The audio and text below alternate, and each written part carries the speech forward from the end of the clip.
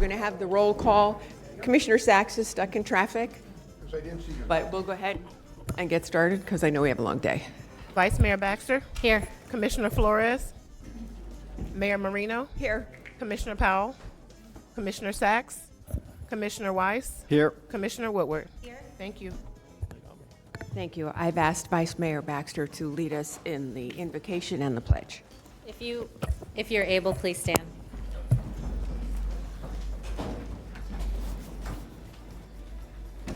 Dear God, we are meeting today to conduct matters of business for our community. Guide our hearts and our minds in the spirit of fairness.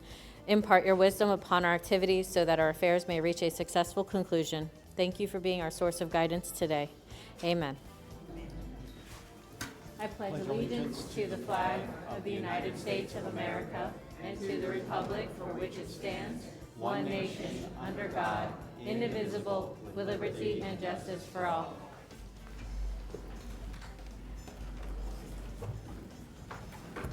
All right, let the record show Commissioner Sachs has joined us.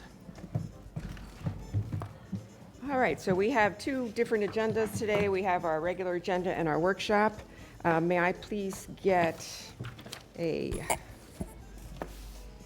motion to approve the agenda? Do we have any additions, deletions, or modifications? Yes, Mayor, we do. We actually deleted the original items for CJC, renumbered our item A, which the board will be addressing, and also added on the process for hiring a new county administrator. That concludes our additions, deletions, and substitutions. May I get a motion to accept? So moved. Commissioner Sachs? This one? I'll take both. Doesn't work like that. Good morning, Mayor, and thank you. When was this part of this is an agenda item, and when was this transmitted to the public? I've gotten over 175 emails about this issue, and the folks wanted to be here. And I just need to know for the record, before we get into a discussion of this and a vote, when was this telegraphed to the public? Over a week ago. Because we postponed it from last week's meeting, saying we were going to move it to this week's meeting, and then it was agenda that day. So I wonder if the clerk could give me a date so I can respond to the hundreds of people who have emailed me about this issue and wanted to be heard. I will file those objections with the clerk, but if I could have the date that this was sent to the public, and so they were notified to be here today. Actually, Administrator Baker, why don't you go ahead and answer that? It was March 11th, correct? Okay. So on March 11th, I want this public. So on March 11th, all those who filed objections to this, that was sent out to the public on our website? It was earlier. It was actually Week earlier than before. that. Commissioner Weiss? Yeah, once the original agenda, so it was a week before the March 11th meeting. March 4th? The agenda came out, and once I saw it was on there and there was only a week's notice, I asked that the item be moved to the following week's, or the next agenda, which made it the 18th, so that would have been 16 days. And we immediately notified the folks at Century Village that were very interested in this item, that it had been moved. Okay, so for the record, it would be, Commissioner Weiss, that would be March 4th? Yes. That it was placed on our website. I just want to make sure that we've done everything proper legally, so that on March 4th, it was stated on our website, the Palm Beach County website, that this issue would be discussed and come up for a vote today.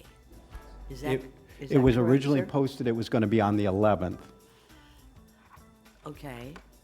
And then that day, or the next day, actually it would have been the 5th. The next day is when staff pulled it. I don't, that's fine. I just need to know what was, legally, what was the date, and is it sufficient notice for the public to have this issue on today's date, which is March 18th? So I'm just asking for the date that it was public, so that so that proper notice was given to the public. Can somebody, maybe the clerk, could answer that question? Administrator Baker would be the person for that. Okay, Administrator Baker. Thank you, Mayor. On March 4th, this item, along with our regular agenda, was issued, placed on our website. After Okay, so speaking March with the, 4th. Okay. after speaking with the district commissioner, we pulled the item and put it for a week later, which would be today. It was scheduled for the 11th, posted on the 4th, and then we rescheduled it for today, the 18th. So on March 4th, so the public knows, on March 4th, this item was placed on our website, that it would be discussed and come up for a vote today. It was placed on our website on the 4th. It was going to come up for discussion on the 11th. Speaking with the district commissioner, we pulled it to give more time, and we scheduled it for today. And so this item has been out there. So on We've March also- 11th, I'm sorry to interrupt you, go right ahead. We also worked with the district commissioner and his staff. Our staff went out to speak twice, I know of, on this particular item to get community input prior to putting it on, scheduling it for March 11th.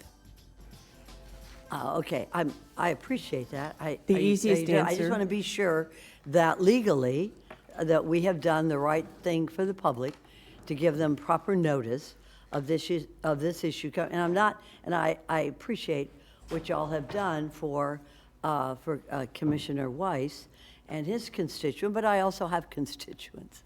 I just want to make sure that legally, we have done the right thing. So what you're saying, Ms. Baker, is that we have done the right thing, and proper notice was given to the public that this was going to be up today for discussion and a vote. That's correct. Yes, ma'am. Okay, very good. And that date would have been March 4th, and then again on March 11th for today's date of March 18th. Thank you so much, Madam Mayor. Okay, may I please have a motion to adopt the agenda as amended? Who did the? I did the motion. Okay. Vice Mayor, Commissioner Woodward. All in favor? Aye. All opposed? So you're opposing the agenda? Madam Mayor, based on the hundreds of emails I have received today and yesterday and last week, I oppose the item coming up for discussion and vote today. Thank you. In favor, 6, opposed, 1. Thank you. And let the record reflect that Commissioner Powell has joined us also. Okay. We do have an item on our regular agenda before we hear the La Quinta Hotel. Item 3A, 1 and 2. May I get a motion to receive and file and a motion to approve? So moved. All in favor? Aye. All opposed? See that motion carries 7-0. Okay, we are now on item 3B1, which is the conceptual operational strategy for the provision of supportive housing for seniors. And I believe staff has a presentation.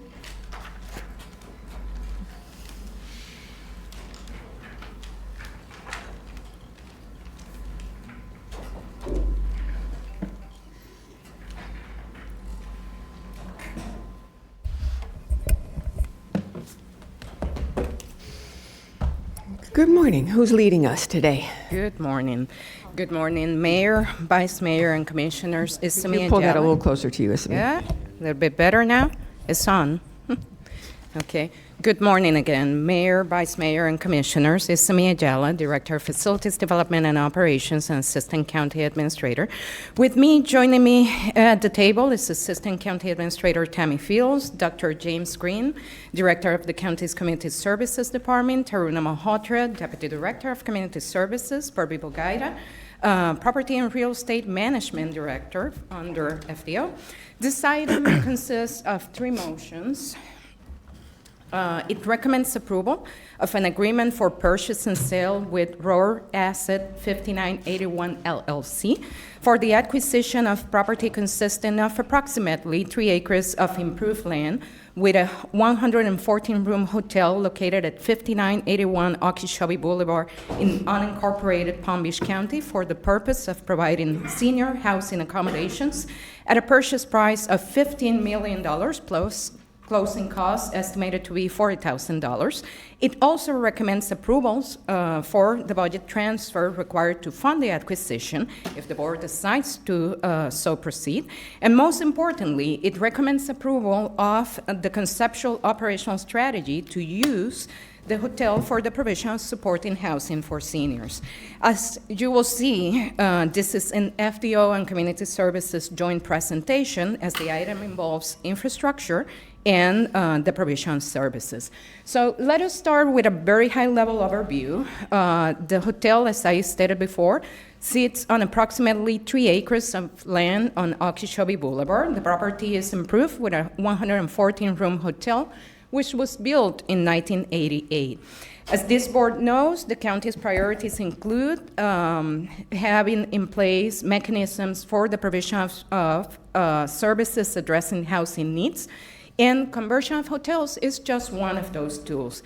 The strategy that the counties implement sometimes are remedial in nature, like what we do when we need to provide services, and sometimes we have tools that are preventative in nature, like the one we are proposing today. Through this item, staff is recommending that the facility be used to provide support in housing, that is, providing an accommodation to keep individuals and families from becoming unsheltered. Just for general context as it relates to the path that brought us here today, on September 17, 2024, the board authorized staff to negotiate the acquisition of the property with the seller, and this board gave us 3 different conditions to do one. Number 1, making sure that we did outreach to the community to gather their input as to the proposed initiative.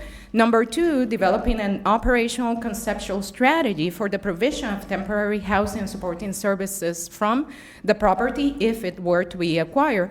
And number 3, providing this board an overview of the condition of the property. In alignment with board direction, staff obtained 2 appraisals, as are summarized on this slide, resulting in an average appraised value of $13.9 million. The original asking price for the property was $16 million. Staff negotiated down to 15, but that's still 7.7 approximately % above the average appraised value. As it is well known, I believe, at this time, the hotel is currently operating under the La Quinta brand and is subject to a franchise agreement between the seller and La Quinta Franchising LLC. The franchise agreement provides for the payment of a franchise release fee to terminate the franchise agreement. The purchase and sale agreement that is being considered by this board today recommends that, in addition to the purchase price, the county will contribute an amount not to exceed $1,762,000 towards the franchise release fee. The county will also pay closing costs estimated to be approximately $40,000. We were also directed, as I stated before, to conduct a condition assessment, and to do that, we retained the services from Son & Associates, one of the architectural engineer firms that is under contract with the county. In a nutshell, no fatal flaws were identified in the condition assessment. The final report estimated approximately $2.8 million in renovation costs across all trades. And also, staff estimates that we have an initial investment of about $1 million on what I like to call bringing the facility up to county facility standards. And when I refer to that, we're talking about the security cameras that we use in our county facilities, the access control, the fire alarm systems that are compatible with what we already have in other county facilities. So if we summarize all capital investment required, we're looking at approximately $180,000 per unit. As can be expected, in order to use the hotel to support housing, permits will be required. The county's Planning, Zoning, and Building Department holds the permitting authority, and if this board were to authorize acquisition of the hotel, then we will work with them. At the same time, we're dealing with closing and making sure we can obtain all the permits required. And then I will ask the board permission to cover a little bit more in detail than I usually do the funding source for this project, because apparently it has created some misunderstandings in the community. I will certainly do that. Will slow my pace. So we usually don't take a deeper dive into funding because it tends to be just a very matter-of-fact component within the agenda items. The agenda item we're recommending today has two funding sources. One fund is called ARPA Replacement Funds. The second fund is called Infrastructure Sales Tax Funds. And what you see on the slide right now is a print screen of the agenda item.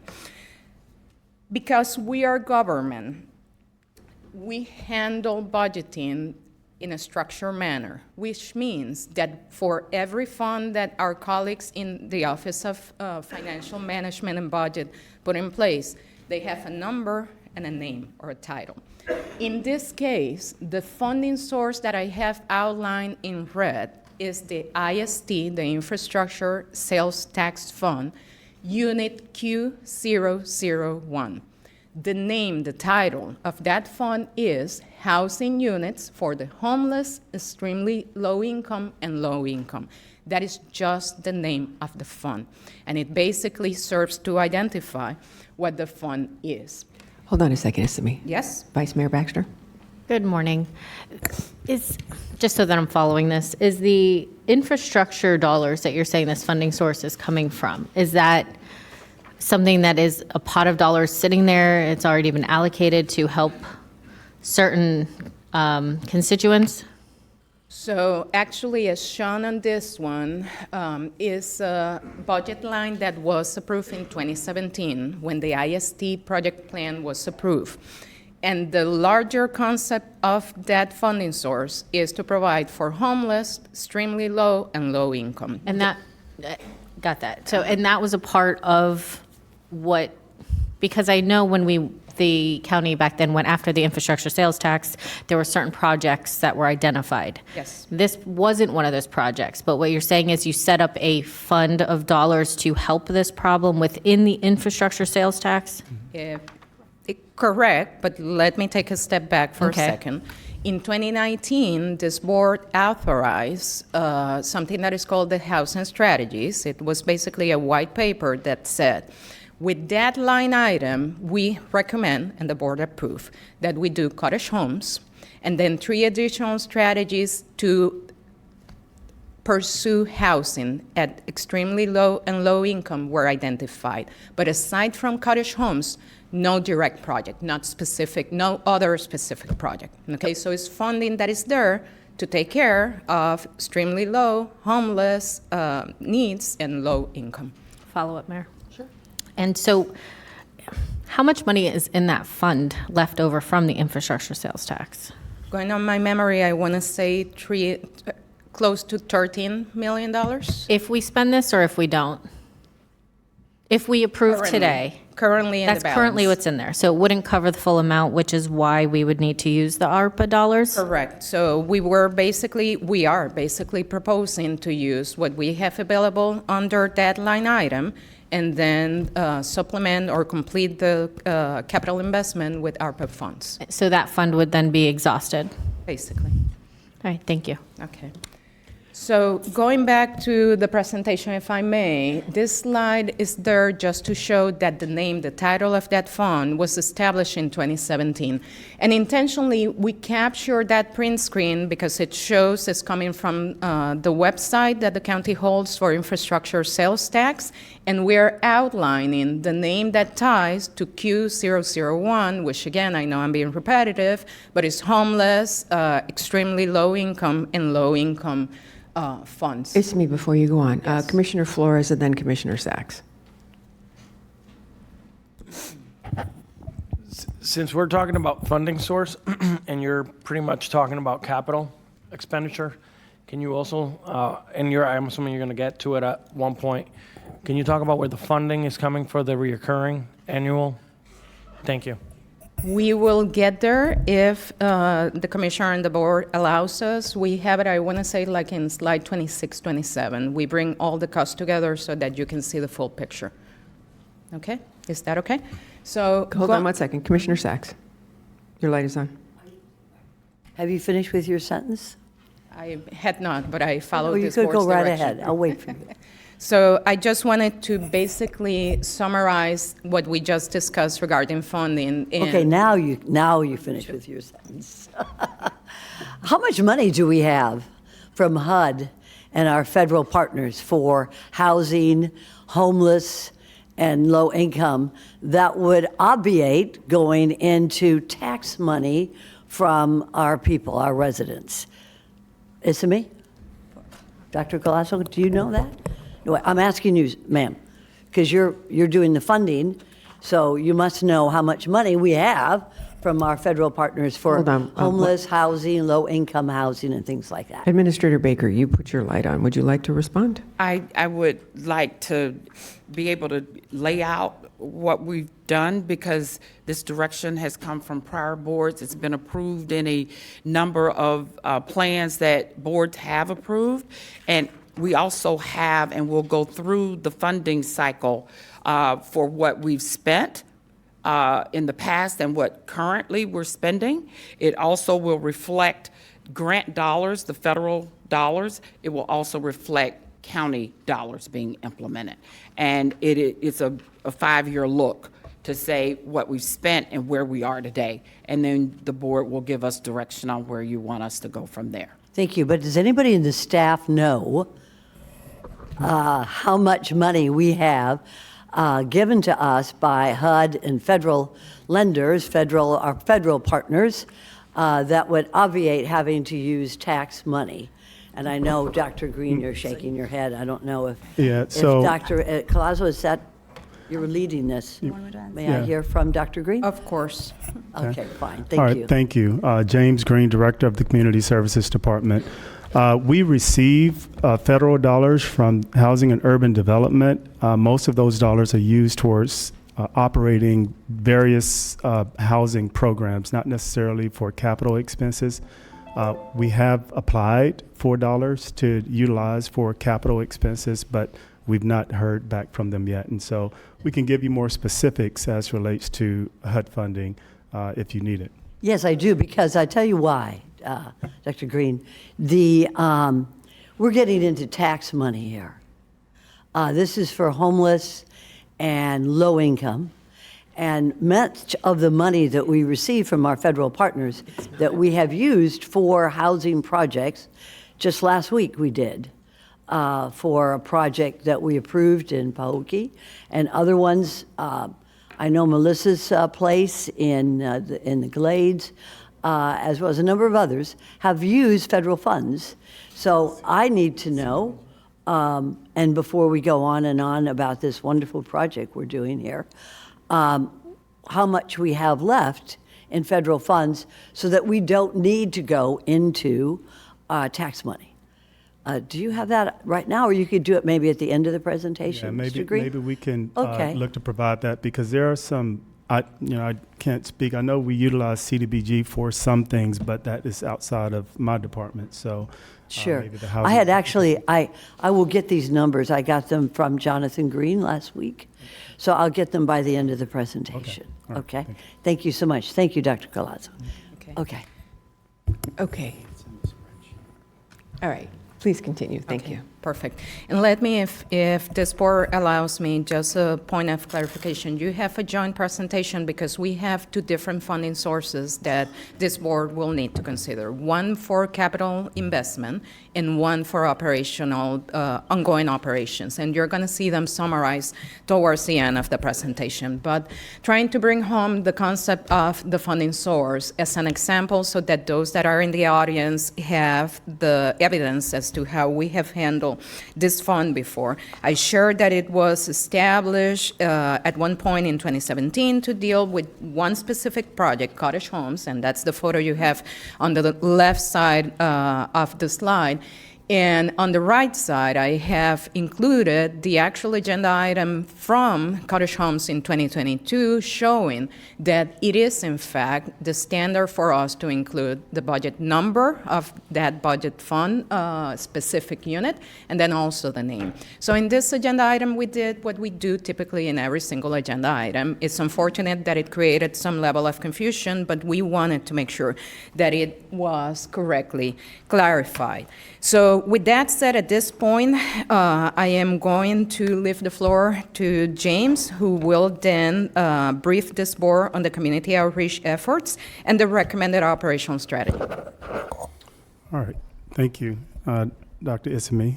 Good morning to the board, mayor, board, county administrator.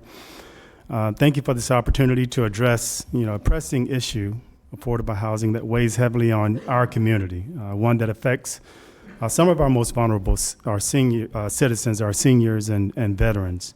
My dad was a senior and veteran who served this country honorably, and my mom, we just celebrated her 80th birthday a couple of weeks ago. So I really empathize with the concerns that have been heard and with the issues that our seniors and our veterans are currently facing. And I want to acknowledge the concerns raised by the residents of Century Village on January the 24th when we were there. Their voices do matter, and their concerns about this project, I want you to know that they were heard and respected. When we met with Century Village residents late January of this year, residents were concerned about their safety. They were concerned about their property values. They were concerned about the location of the facility and many, many other things.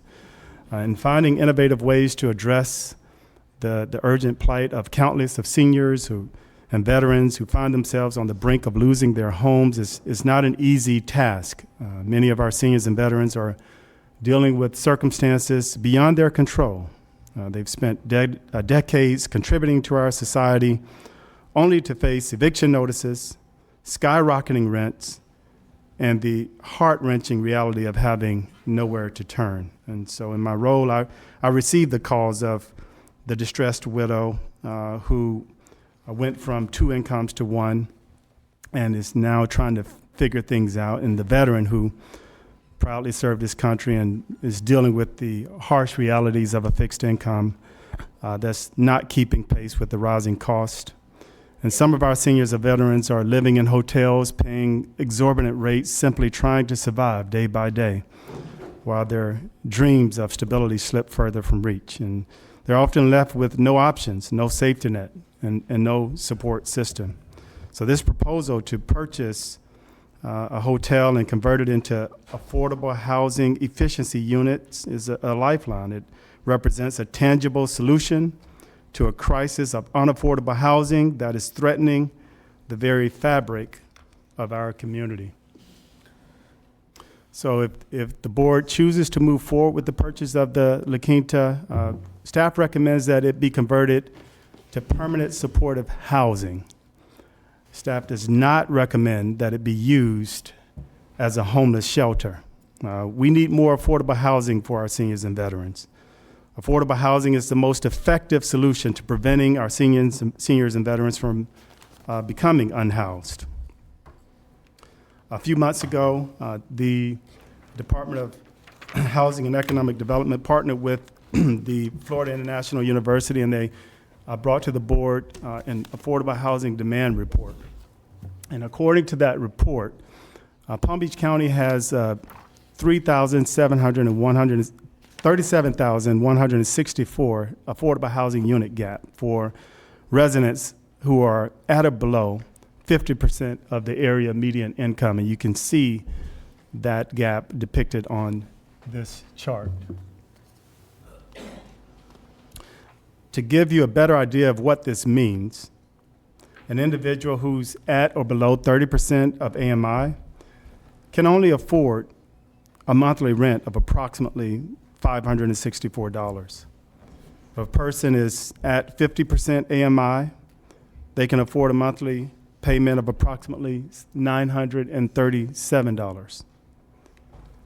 And now when you look at the fair market rate for the 33417 area code, HUD shows that an efficiency is going for approximately $1,550. And although we look for data specifically about seniors who are below this rate, we did find data from Schimberg for the region that showed about 44% of our seniors are considered housing cost burdens, which means they're paying above 30% of their income on rent. And that's because the cost of rent is above what they can afford. Remember that, the $500 per month for 30% AMI and below, and the $900 per month for 50% AMI and below. When we did a search for housing in that region, specifically for studios or one-bedroom housing, you'll see that there were 10 results that came up, and that the rents were around $1,400 all the way up to $1,650 per month. And for those seniors and veterans who have received an eviction notice, or the property is being sold and they're forced to leave their homes with very little notice. As you know, the state preempted the county's attempt to give more notice in certain cases. Well, when they're in hotels and they're trying to find another place, this is what they're paying. If they're in there for a month, they're paying $4,000 for a studio or a hotel, and it just makes it even more difficult. And they get so far behind that it's impossible to catch up. And then as they identify potential places, they face all types of barriers like low credit scores, previous evictions. They're not earning 3 times the amount of rent and can't afford even the first and last month's rent that's required to move in, and let alone the security deposits that are very, very high. And these seniors and veterans, they oftentimes need refuge and the ability to catch up. And they choose to, if they choose to utilize a facility like what we're proposing, they could stay permanently or until they're ready to make a transition into a larger place. And so nearly 30% of our residents in Palm Beach County are seniors, and many of them are on a fixed income. They become vulnerable to things like significant increases in their rent. Hold on one second. Vice Mayor? Dr. Green, how are you? I'm doing well. How are you? So, a couple things. We are here for a presentation to discuss numbers and facts, and if we want to continue proceeding forward with the cost of what it would do to this La Quinta hotel. Okay. I could not be a bigger advocate for our veterans, our senior citizens, than anyone in this room, maybe this county, having family members who have served. Mm-hmm. I would appreciate when you're giving us these, if we could stick to the numbers and the facts, because we have multiple things going on to help these people.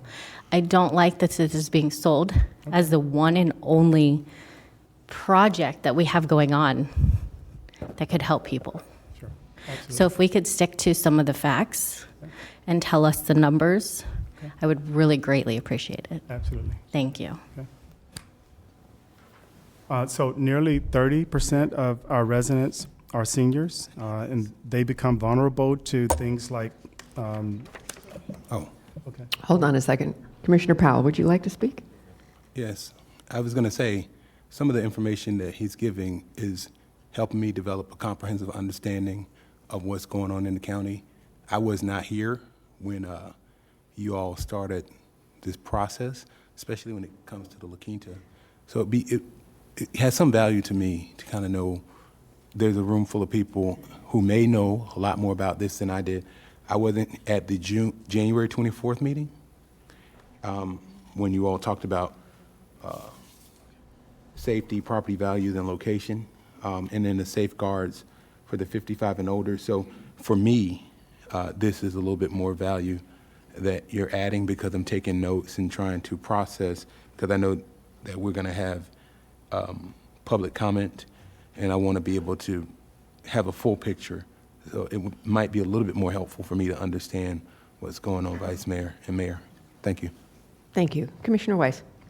Thank you. I just want to clarify for my colleague, the January 24th meeting was on-site at Century Village, so you were not in, you could have been welcome to attend, but you were not invited, so. No, I understand You that. didn't miss it. No, I understand that. Okay.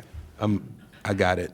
I know I wasn't there, but I know we spoke about the January 24th meeting. I just being wanna- that I wasn't there, of course I wasn't there because I'm not that commissioner, but there were things that were discussed that obviously are being brought up since it was mentioned. Yeah. So I'd like to kind of No, I have no. flesh that out. I'm totally supportive of making sure everybody gets all the information they want. I just wanted to clarify that if you had thought you had missed that meeting, you didn't. No, I didn't think that. Okay. I'm well aware. Okay. Vice Mayor Baxter. Thank you, Mayor. And Commissioner Powell, I would never want to stop you from getting information, ever. I guess my point is I would just like it to be less emotional and more fact-based on the, yes, if there's 30% of Palm Beach County's population that's comprised of seniors, great. I mean, I just don't want this to be sold as something, it's the only solution. So thank you. No, thank you for that. But like I was saying, for me, it brings value. So I don't want to knock your understanding, but it gives me a little bit more value and understanding, especially when it comes to housing. As you all know, this is one of our priority issues, a huge issue for us here in Palm Beach County. And fortunately or unfortunately, I think it's important that we all know everything that's involved.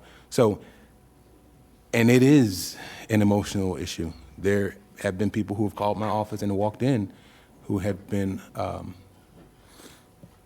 crying. So there's no way to, get around the emotion. But I get what you're saying, but also I think for me, there's value in it. So thank you. Thank you. And I think the biggest takeaway on this slide is the fact that in the next 5 years, 1,000 units will cease to be affordable workforce and will become market rate units. So that's something we need to preempt also. Yep, exactly. Okay. Mayor, you proceed? Sure. Okay, thank you. This is interactive. So our department, we served 600 seniors with rent in FY24.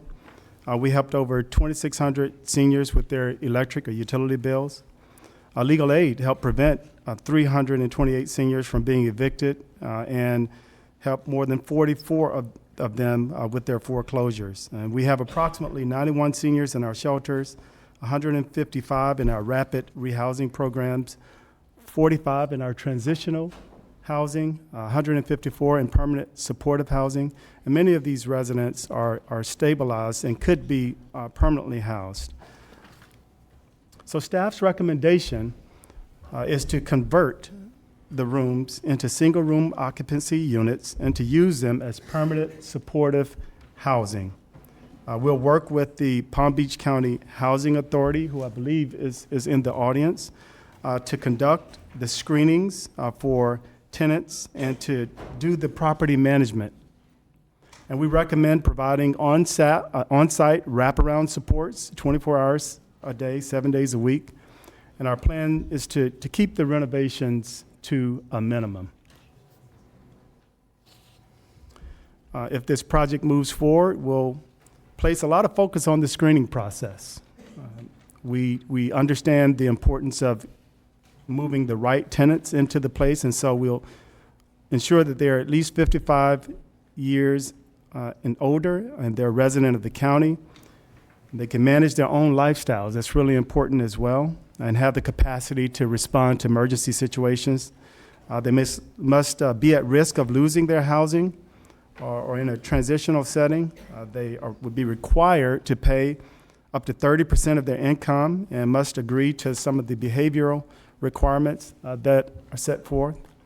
And we're not looking to place individuals who are sex offenders or have committed violent crimes.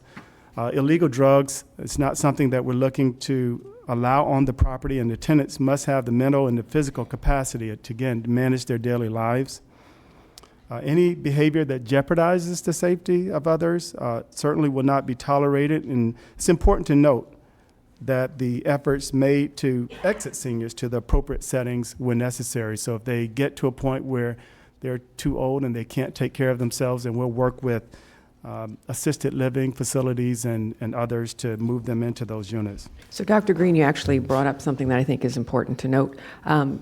You comment on they must be a Palm Beach County resident. What qualifies as a Palm Beach County resident? Because if we do a program like this, we can't have other counties, states just busing people in to take advantage of this program when the need is here. So what qualifies someone as being a county resident? So typically what we look at is whether they have, they've been here for at least 6 months and they have some type of driver's license. There may be some other requirements, but those are two of the biggest things that we look at to determine if they're a resident of the county. Thank you.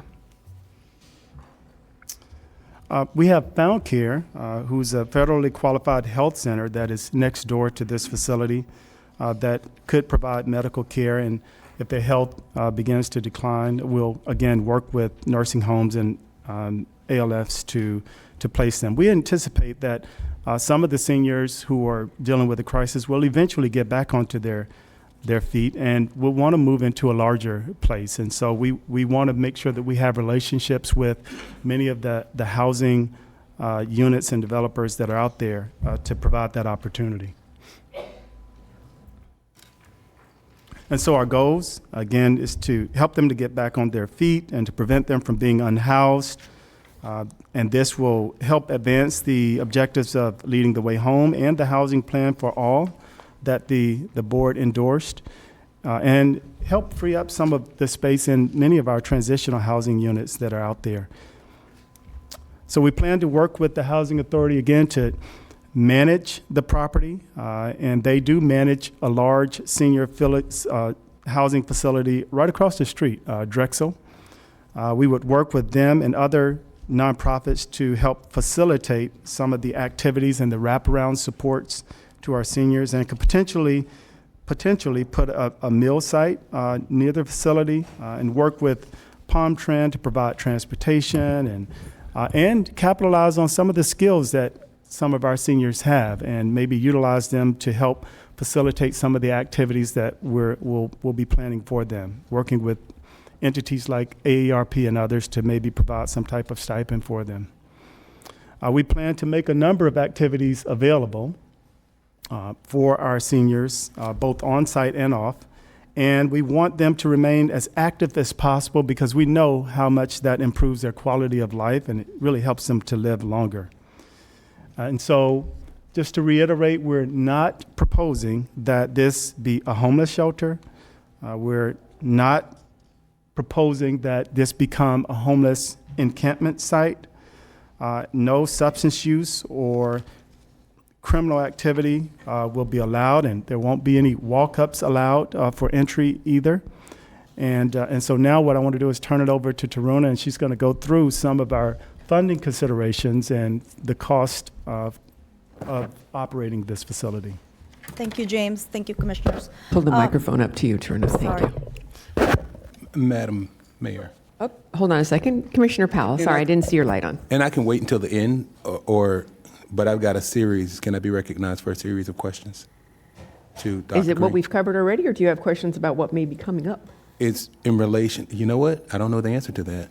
I don't know what's coming up. Tell I you don't what, have why a don't you ask crystal your ball. questions and we'll see where they land. I'm Go sorry. ahead. Perfect. Dr. Green, thank you for your presentation. A few things I want to hit on with regard to your presentation.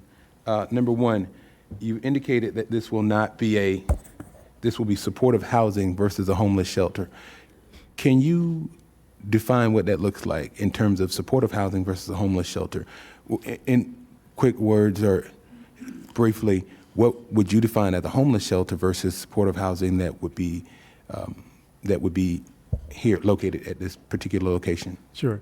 Yes, so a homeless shelter would be a facility where people who are currently unhoused on the street would be placed in a shelter for up to 90 days or so, okay?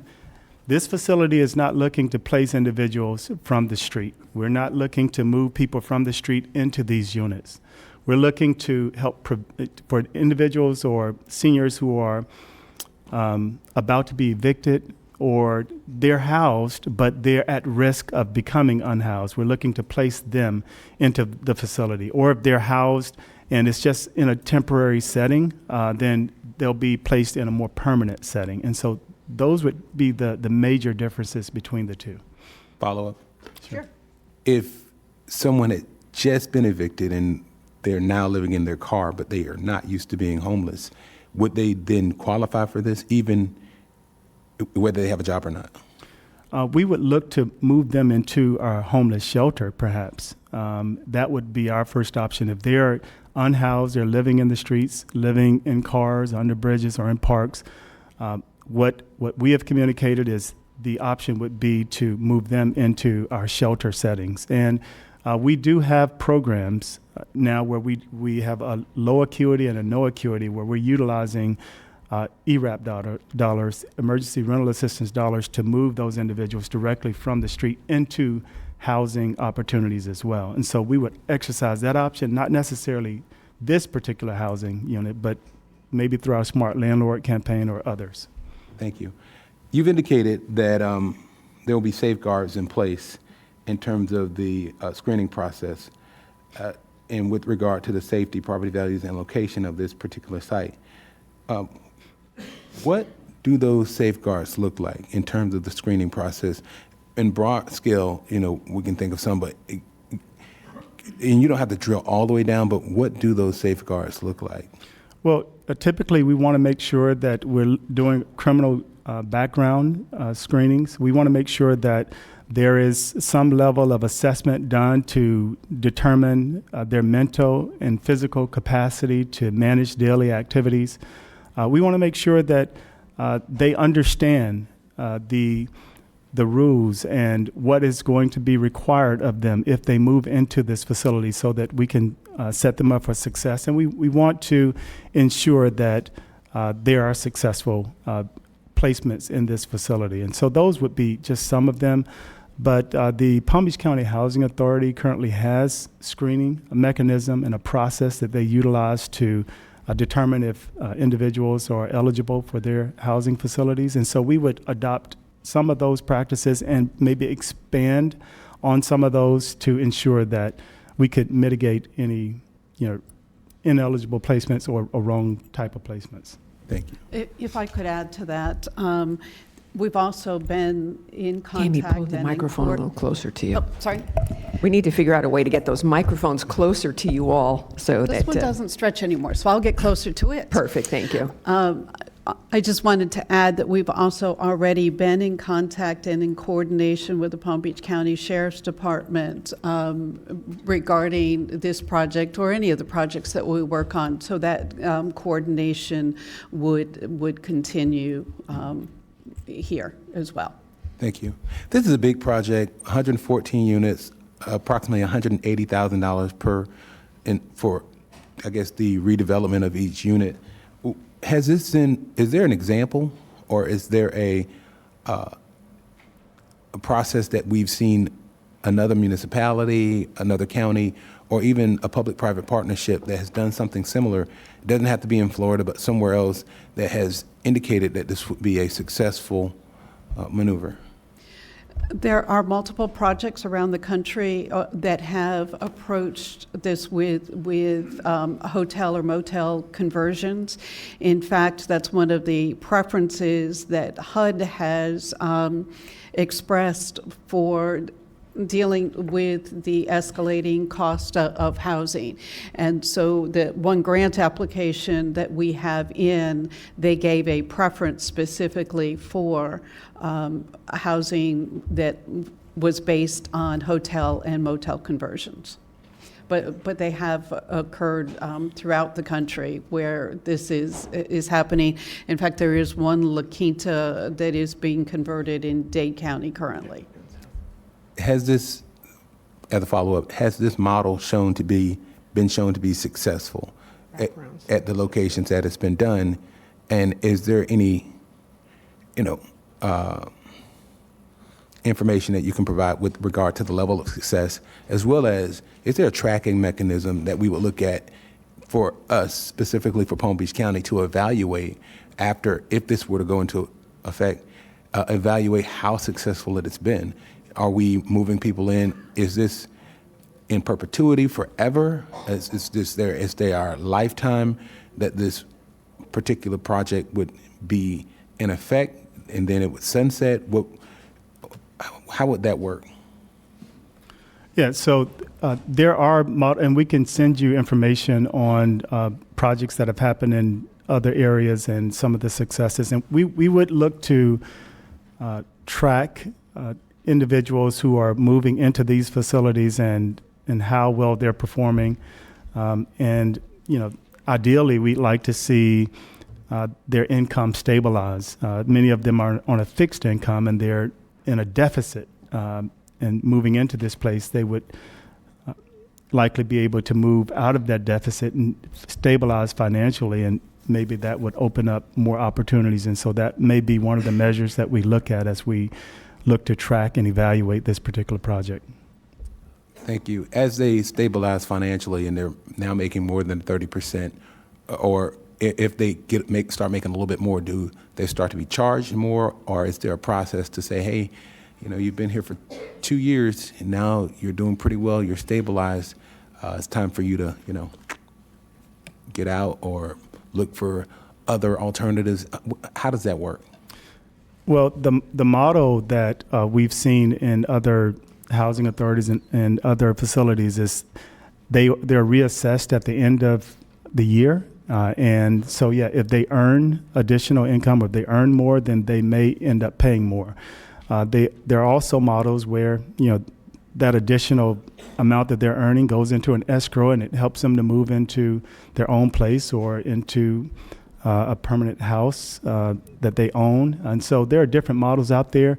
We do plan to reassess them on an annual basis. And if there's an opportunity for them to pay a little bit more, because what we're recommending, and you'll see these in the numbers, the rents are pretty low. And so if they're able to pay a little bit more and it helps offset the cost for the county or other entities, then certainly that would be an option. Thank you.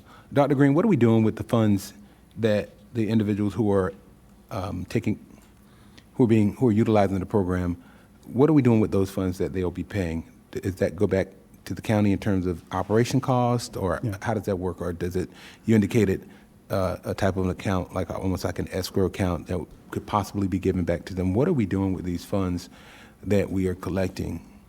Yeah, so a lot of that is going to be broken down into the budget that Taruna is about to go over, but it does help offset some of the operational costs. It doesn't offset it completely, as you'll see here momentarily, but it will help offset it to some degree. Thank you. No further questions, Madam Mayor. Administrator Baker. Madam Mayor, just wanted to follow up on Commissioner Powell's question, where has this been successful? And actually in Los Angeles, California, the city has successfully converted quite a few units from hotel into permanent housing. San Francisco has also utilized this effort. Seattle has implemented various initiatives to convert the hotels into housing for homeless individuals, utilizing emergency fund partnerships with local nonprofits, the same that we have been doing and will be recommending to the board. Phoenix, Arizona, Toronto, and Vancouver, just to name a few. We can do some more research if you'd like. Thank you.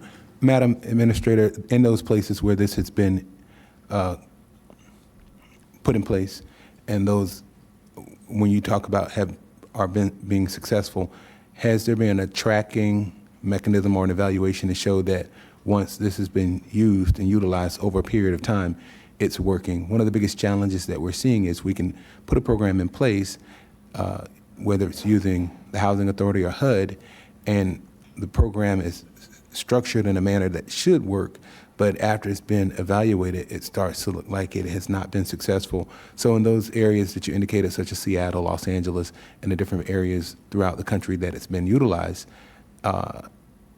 do we have or do we know of a success rate, and how long? Has this been going on for 5 years, 2 years, 1 year? And after that time, has there been an evaluation tool, a mechanism to show that this has been really good for those areas? And that's a real challenge, because not recently, but a few years ago, I visited Los Angeles, and they have an issue. Challenge. Yes, and San Francisco does as well. And I think a lot of it will depend upon the location, how it's maintained, et cetera. And that those are items that we have and will address with this board on what we anticipate on putting in place. But I do not have the tracking information. We will follow up with those cities to see.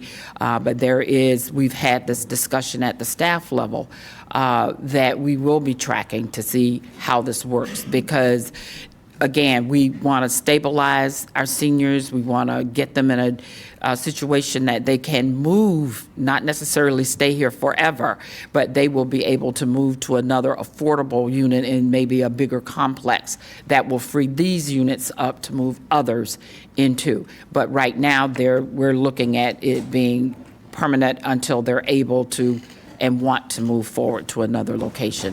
But we will follow back up with the board with answers on the tracking of those particular and do a little more research on others. Thank you. And the last thing, Dr. Green, or actually the entire team, when you talk about wraparound services, you kind of discuss it in an abstract. We'll provide wraparound services that will, create safeguards for the community, but it will be probably, for me, it would actually be more effective if not only if we discuss those wraparound services, if there was a listing of what is provided, not in abstract, but in concrete, so that we would know that this is what's necessary and this is what we'll be providing, as well as what it's going to cost, right? Wraparound services don't just happen for free or out of the thin air. I don't want to speak for the entire board. I would like to know what that looks like, what the cost is, so it helps me and the rest of us evaluate, what we're proposing to complete in terms of this project. Okay. Yeah, so just to answer your question, I'm going to start with the first question about effectiveness. One of the things that we hope to do is to prevent the number of seniors who are unhoused from going up. And so we know how many seniors are currently that we counted during the annual point in time count. And so our hope is that number will continue to decrease and not increase. And so preventing them from entering into homelessness is really important. With respect to the wraparound supports, the case management, and that is very broad because people have different needs. So we'll have a case manager on site or two on site. If there is a need for, some seniors encounter emotional things or things that happen when they're at the facility. And so we want to make sure that they are supported. If there is a need for employment or some additional income, we can try to navigate them to those things. Many seniors need documentation for various types of benefits that they may be eligible for. And so we can help them to gather that documentation. We can help them with food benefits, healthcare benefits, things of that nature. And then some of the other supports, we're hoping to leverage some of our system partners to provide, and that would be things like transportation and food, or some of the laundry services.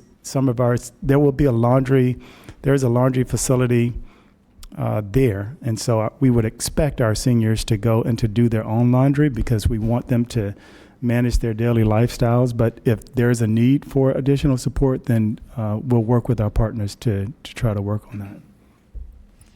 Thank you. If I could add, the one on being document ready is one of the really important one of the really important aspects, the document readiness. Oftentimes, our seniors and even our veterans are not aware of what benefits are available to them.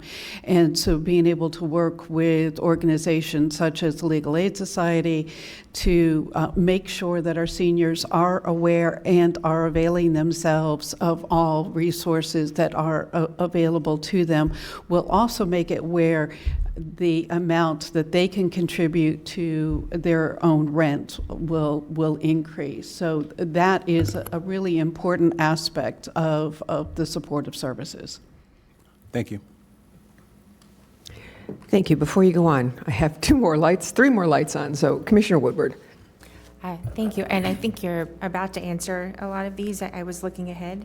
I just wanted to clarify when it says up to 30% of income for operations and up to 20% for services makes sense, because I guess that would depend on what services they may or may not need. The up to 30% of their income, does that mean it could be less, and what will determine that? Well, 30% is what we would typically use. And so it could, the amounts could be slightly less, but 30% is the barometer that we're typically looking to use. Okay. So if they're on Social Security, they may be making $1,200, right? But we're only charging $300 per month for the rent. So they could actually pay $400, but what we're recommending is $300. So if it would only be less if their income would actually be slightly above the minimum amount that we would need to have for operations? Yeah, so there may be some situations where they're not paying completely up to 30%, but it's maybe a bit closer to 30%. So we have a number, and I think you're going to get to that. We have a number that would sort of be maybe the break-even goal for us to get to. Yes. And, whatever we can't get to, then that would be the subsidy for operations that we would be discussing. Yeah. And to clarify that's also part of the assessment when the... Is your microphone on? Yep, it is on. Pull it closer. So it will be also part of the assessment when a senior or a veteran is coming in this program. And then we will be doing an annual assessment as well, because somebody who's coming in may be having a lot of hardship. So maybe they are having a hard time paying even up to 30%. So we will subsidize it. But after a year or 6 months, when we assess them, they may be able to pay more because we were able to get them document ready, able to get them more resources or more benefits coming in as an income. Okay. And so just because I've received a number of questions on this too, this would not be free housing. People just show up and get to live here. It's may have to still be subsidized, but as this progresses and maybe we help them find other benefits they're eligible for, we could actually get to where this could be a break-even property. And they will be paying for themselves and able to support, walk. This isn't going to be a nursing home or that type of expense that we would have to shoulder. Correct. And one of the question Commissioner asked, what's the difference between a homeless shelter and this? In our homeless shelters, people who are coming in, they do not pay anything, right? And it is a very short stay. They do not have a lease. In this property, they will be paying depending upon their income, their current income, and there will be a lease component with it. So just like any tenant, they will have a lease, which they have to go through, like all the components and following through. Okay, and then lastly, just with the services, it may be a bit early to ask this, but are there other groups, nonprofits, who would be partnering with us on some of this so that we're not shouldering the entire supportive services part of this, especially because there's veterans groups, there's there's a lot of things happening in the county. They will be a part of this as well? Absolutely. Okay, Absolutely. thank you. Thank you. Commissioner Sachs, you had your light on, now it's off. Okay, questions answered. All right, let's keep going. Okay. All right, thank you. So like we talked about it, 30% of the income will be used for operations in this project. And then up to 20% could be assessed, if applicable, for additional supportive services. So that is the part of the assessment and intake when a senior is going to be in this property. The property could be qualified as a project funded through HUD. This will be our goal, to find additional federal and state funding for the ongoing operations. To answer Commissioner Sachs' question previously, we did apply for a BUILD grant, which is $7.5 million request to the federal government. We have not received the allocation yet. We are hoping that we receive it.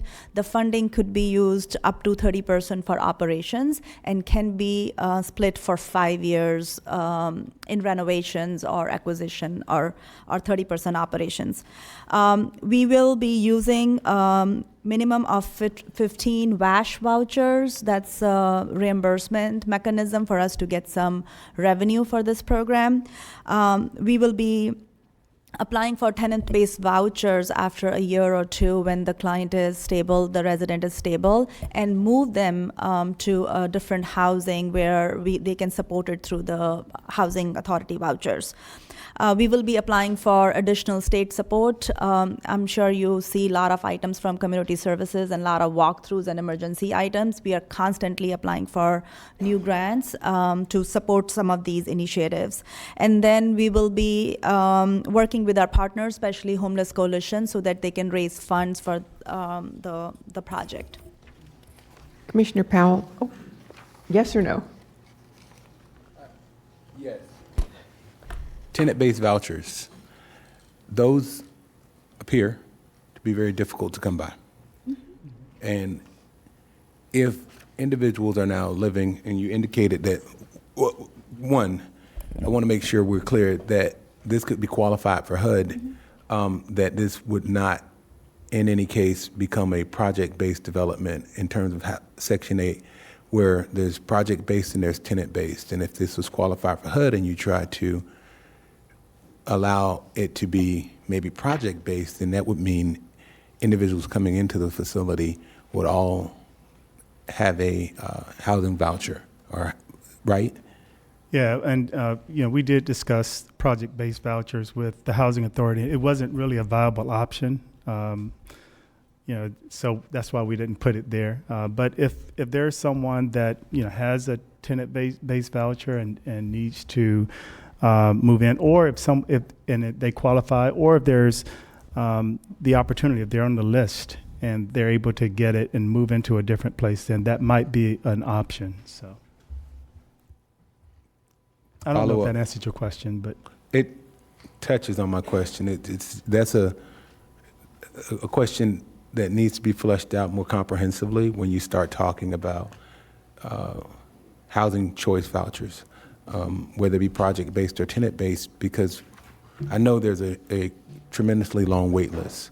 And if someone is to qualify and now they're living here, the challenge is now being able to remove them. So I'll continue to listen, but I think that is something that would help me process it better if that were fleshed out just a little bit more.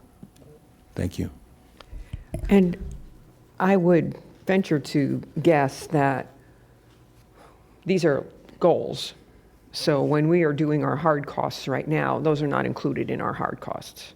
Is that correct? The tenant-based vouchers are not included in our cost. The VASH vouchers are. VASH vouchers are.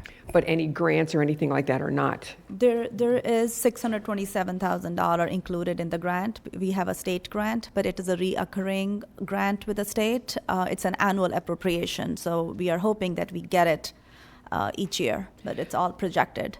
Okay, so when you talk about the applied for build grant and you're awaiting response, the $7 million, that is not something, No. that's a wish. yeah, It's not included in there, but it's just that we have applied for it. We are hoping if we get it, then we can apply it towards the project. So if in the future, if that comes, then it lessens the cost, the burden on us. But right now, it's not included in the burden. Okay, thank you. Commissioner Sachs. I'd like to comment on my colleague Powell, Commissioner Powell's Section 8 housing. I grew up right alongside it in Detroit. What this is an experimental transient housing. As spoken before about housing first, which I believe our administrator very aptly talked about. Housing first, and this is what I received from my research, housing first in California, Denver, Colorado, Minnesota, San Francisco, Vermont, this is for homeless. The housing first is for homeless. This is not homeless. This is a transient housing, not homeless. So all of the hotels that have, and motels that have been used for housing under the Housing First model, which is all around the country and the world, is not what we are talking about today. We are talking about transient, experimental. Because to my knowledge, it has never been done where we have used successfully, and I know years ago in the 50s and 60s, we had Section 8 housing. But it has never been used to my knowledge. Now, educate me. Has there been another place in the country where we have used converted motels or hotels into transient housing other than what we are wanting to do today with La Quinta? First, I'd like to clarify, this is not transient housing. This is permanent supportive housing. Okay, now wait a minute. Permanent supportive housing. I love semantics, you know? Permanent so this could be a senior who is pushed out of his condo because he can't afford the assessment. Is that what we're talking about? Yes. Yes. Okay. Now he's living in a motel. No kitchen, no washer and dryer unless he goes to the basement or goes someplace to do his own. So this is a motel room that he or she is going to be living in. And they're going to stay there forever, right? Or are we going to work for them to be moving into his own or her own place? The goal would be to work with them that if they want other housing at a later time, especially the younger of the seniors. Seniors, 55 and older. that Actually, they the would- older I get, the younger it gets, right? So we're talking not 65, we're talking 55, right? 55 and older could be, and they're going to be living in a motel room, in a motel room, a wash, that's it, right? Okay, and we're not calling it transient. No. Okay, thank you. Administrator Baker. And to clarify, these rooms will be renovated to have a refrigerator and a microwave, so it would be similar to an efficiency apartment. And most of the units already have those in there, so that does not require additional. They already have it. Okay, thank you very much. All right, let's continue. Alrighty, so this slides talks about the annual operational cost. So we have broken out with facilities and then also the staffing and the wraparound. So of our facilities, we are projecting the security because we are going to have 24/7 securities, 2 guards on site, and that will cost us $492,000. The maintenance services through the county, for example, the HVAC replacement or plumbing or electrical down the road is $150,000 yearly cost. The utilities are $240,000 per year. And then for the staffing and the wraparound services, the internet and cable for each unit is $136,000. Laundry, again, we have put it in some money, but there will be a laundry facility downstairs, which seniors and veterans can use it. But in case we need to provide the wraparound services, it's going to be $68,400. The waste, $136,000. There will be an on-site manager for daily and the daily maintenance custodian staff for $190,000. The day-to-day maintenance repairs for those units will be $200,000. We will be having 2 case management staff who will be working with the seniors on a daily basis, and that will cost us $150,000. The property management fee, because we will be contracting with the housing authority, will be $108,000. Food is another item. We are budgeting $200,000, but we will be working with a lot of our partners, especially our Division of Seniors and Veteran Services program, to set up a meal site there. However, the meal sites only cover 60 and older for the funding, and 55 to 60 we have to cover through ad valorem or through our nonprofit partners. We are projecting $350,000 for insurance, and then we have put it in for miscellaneous activities and transportation, $100,000. So the per unit cost for operations is close to $14,385, and then the facility related is $7,736 per unit.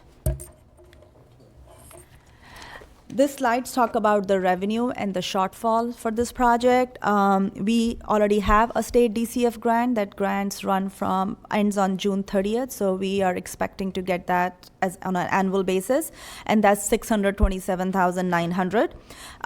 The income from the tenants based on their Social Security income or based on their AMI, for 35 units, we are projecting at the rate of $300 per month, which will produce a revenue of $126,000. For $500 for 34 units will be close to $200,000. And then the ones who are on the higher side of the AMI, the 50% AMI, we are projecting $800 per month for these units. As I mentioned previously, we will be requesting the VASH vouchers, 15 VASH vouchers, and current reimbursement rate for the VASH vouchers with the support services is $1,500. So that gives us the revenue $1.5 million, and the expenses are close to $2.5. So we are on a shortfall of $997,000, which is close to $1 million for this project.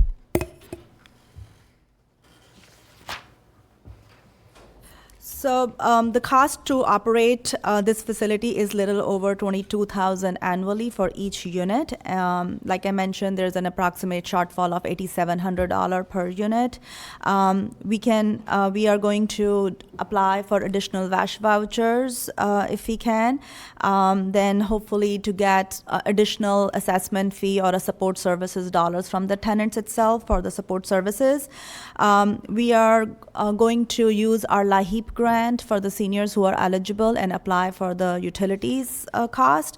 Removing food and transportation and then fully leveraging the partners can reduce $200,000 in the cost. And then we will apply for additional state and federal grants to help with this project. And then we can also look at it as part of the assessment to increase the rent for the SSI instead of $300 to $400 during the course of after the 1 year or so. Do you want to go cover the? Yeah, and so those are just some of the ways that we could potentially offset some of the shortfalls that we saw there. One of the things that we would look to do if the board decides that they want to move forward with this project is continue to engage with the residents in the area, particularly with Century Village. We would be open to having periodic meetings with them to discuss any concerns that they have on an ongoing basis, and certainly providing a list of contact persons for if they run into any issues, they could reach out to either myself or others that we designate within the department to have those concerns addressed as quickly as possible. This is an approach that's not new. It's something that we've done with other projects. So if the board feels that that might be appropriate, then certainly we can institute that. Okay. And that concludes our presentation. Open to any questions. Actually, I do have a couple of questions. If this goes forward today, what time frame do we have for renovations, and what do we do with the building while we are renovating? Because we're not in the hotel business. So, couple things. We do not have envisioned right now, other than the $1 million for security cameras and fire alarm improvements, other major renovation happening. So if this board were to move forward, we will proceed to closing. We set aside 4 or 5 days to go through that process and bring it to an actual deed of conveyance. We need to work with the franchise release process, which we will do concurrently, and we will handle permitting. So my expectation on the facility side is that it will be around 3 months or so to complete all paperwork. Sounds about right on property and real estate. And then, James, can you chime in as to actual operations? Yeah, so we have been doing the work internally to determine who would be eligible placements for these facilities, and so we'll continue to prepare so that we can minimize the amount of time that lapses once this facility comes online. And so I would anticipate, we should be ready to move people in relatively quickly. The furniture is already there, and that's really important. But sometimes they would need to make arrangements for, say, their furniture and other things, and so we would move relatively quickly. Thank you. Commissioner Weiss. Thank you, Mayor. I want to go back to the vetting, or more importantly, actually, the lease agreement. Have you seen any of these lease agreements?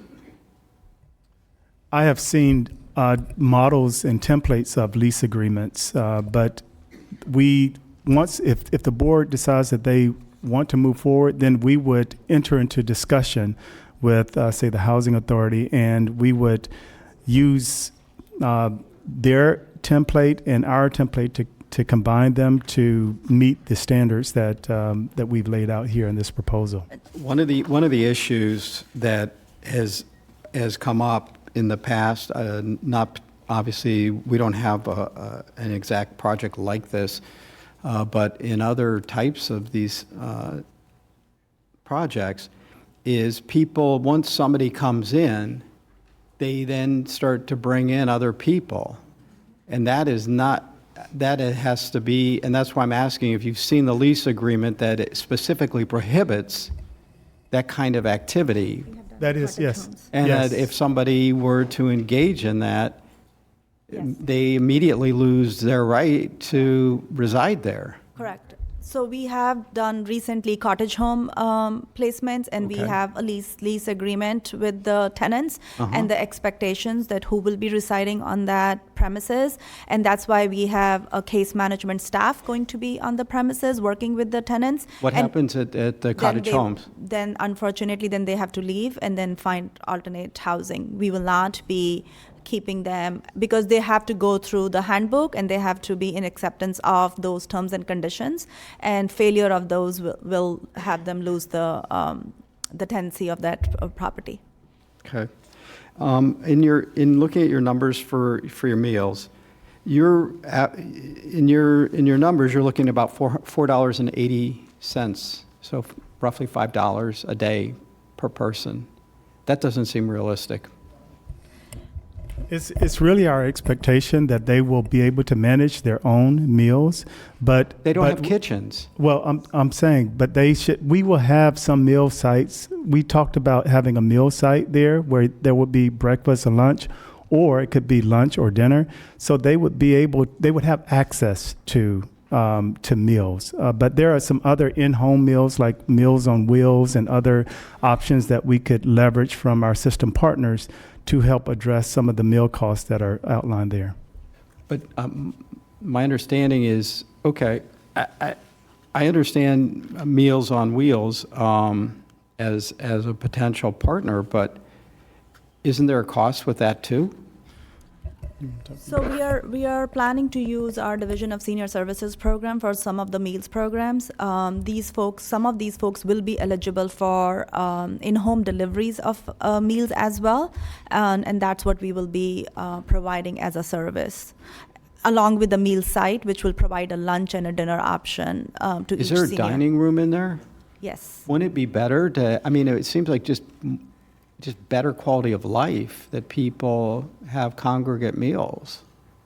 And plus when people were taking, my concern would be, if you're having meals up in those rooms, Yeah. The cleanliness, the amount of concern over that.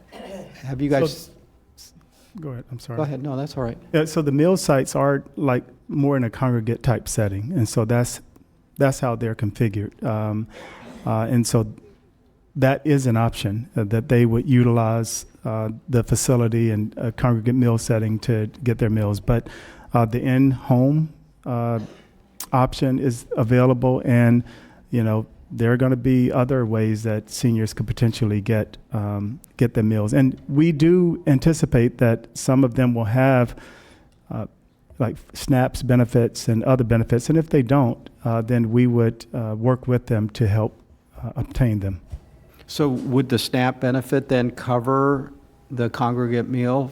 The congregate meal is free. The congregate meal site will be through the OA grant program, and it's so it's all run by the volunteers. So we are going to work with the residents to run the meal site, and then it is all through the Older American Act grant. Okay. All right, I see no more lights on. I know we have several cards. And what we'll do is we'll give everybody 3 minutes. However, you don't have to take all 3 minutes to say whether you like it or whether you don't. We've received everybody's emails. Commissioner Sachs mentioned that, but we all have received all of the emails for those of you that were in support and those of you that weren't in support. So if you can choose to do what they do up at the House and the Senate. You can wave in support or you can thumbs down against. So you don't have to take the 3 minutes, but we will give you the time. And Vice Mayor Baxter will be doing the timing, and Commissioner Woodward will be reading the cards. Okay, the first 4 cards, we have Mr. Jeff Coons, Mara Plant, Mike Trotman, and Jean Berman.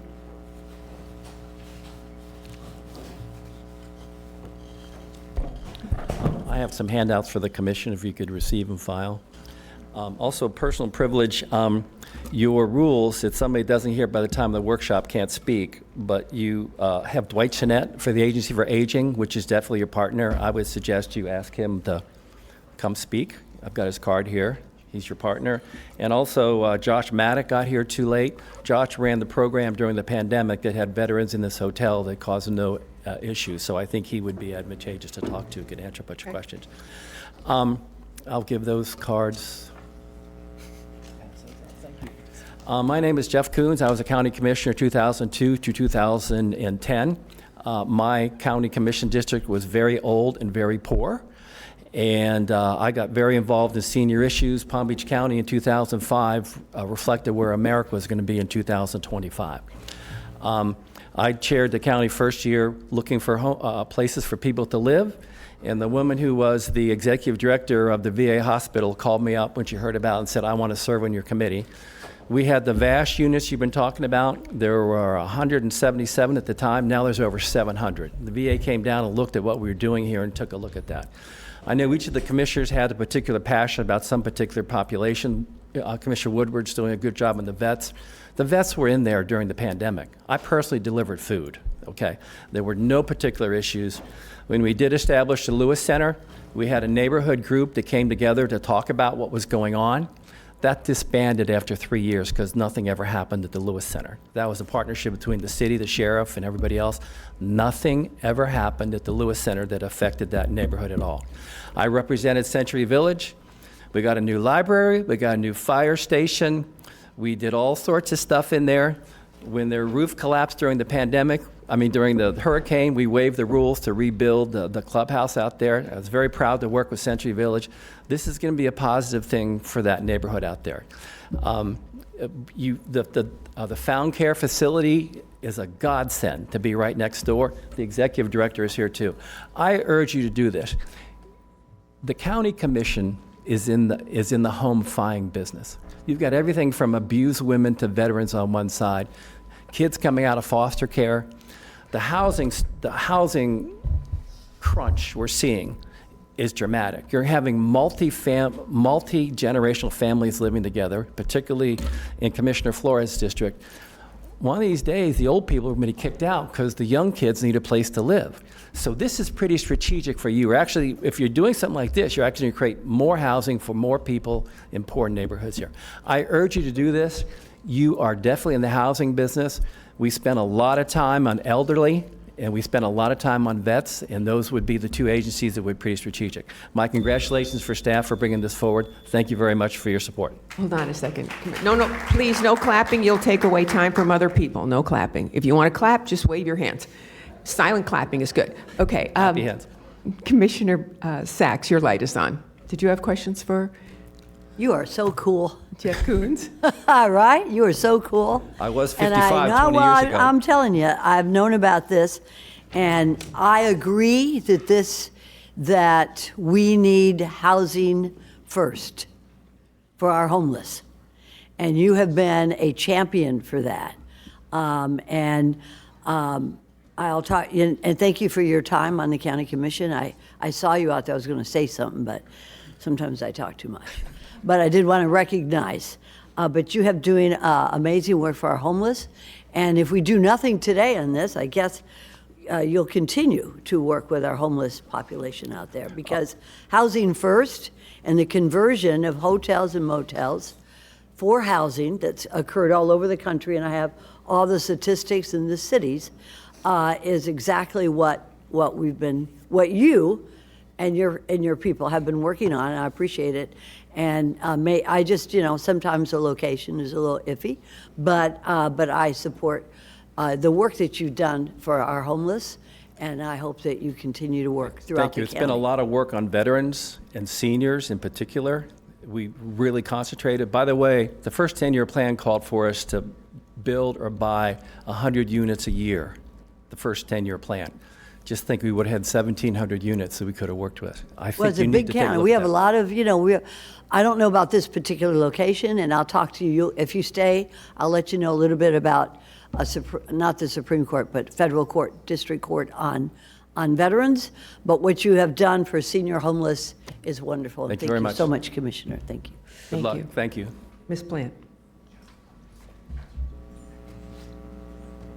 Good morning. Good morning, Commission. Nice to see you. Okay, I'm Maura Plant. I am the founder and CEO of Living Hungry. And I just want to say that veterans are heroes to all Americans. We're going to start there. And we are safe because of the sacrifices that they've made for us. This is why when COVID was raging, the lockdowns were on, the West Palm Beach VA asked us to help our veterans to stay safe in La Quinta Hotel. And so they needed us to deliver meals so that they could stay in that hotel, right? And then they were able to get into permanent housing through case management, through stand down. So when I first got the call, I was told, oh my gosh, they're never gonna stay in this hotel more. We really need to give them great food. It needs to be excellent food. And I just looked at them and I said, what choice do we have? Let's go do it. So I started making my phone calls, every friend, charity, restaurant, chef, volunteer drivers, and we activated an army. We're talking about Howleys and Subculture and Salvation Army and Cross Ministries and Chef Christina, who was a veteran, and Nature's Corner and the Lord's Place Chef Robert and Buchan Provisions and Feed the Hungry, and I could go on and on and on. We all fed them with warm, delicious meals 5 days a week and healthy groceries on the weekend so that our veterans could stay safe at home in that La Quinta. And the weeks went on and the months went on and we kept feeding them and the months turned to years, and 3 years later, 300 veterans and their families were fed in 3 hotels. So at La Quinta, we met families with children. We got donated books from the Literacy Coalition, uniforms and swimsuits from the Giving Closet Project, new sneakers, kids, school supplies, Christmas presents. We got new moms. We got them vitamin gummies, pack and plays, and even diapers from Healthy Mothers, Healthy Babies. Our 94-year-old World War II veteran, he needed Ensure. Chocolate was his favorite. We did Little Joy pizza parties and barbecue food trucks for 4th of July. In all, 199 veterans and their families lived at La Quinta, after being priced out of paradise.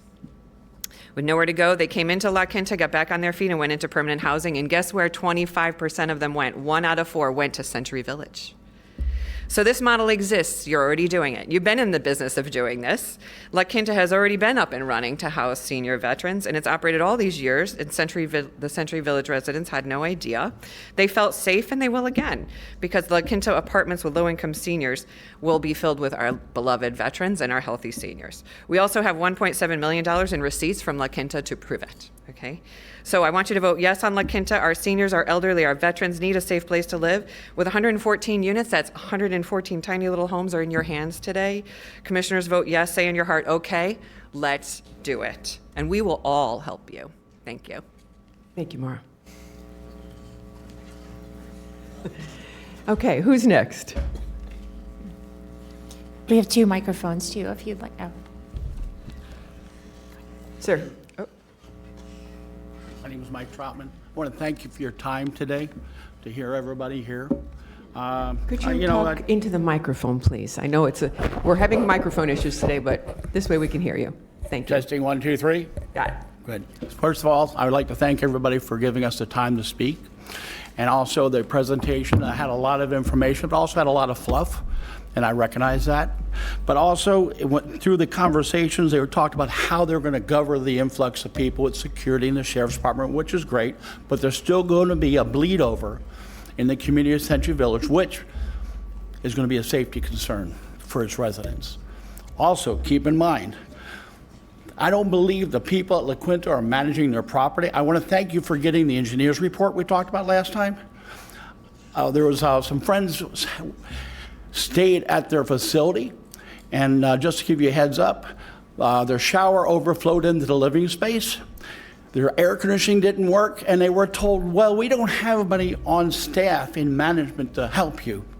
So it took them 24 hours to get it rectified. So that tells me they're not maintaining their facility. So you could be into more renovations.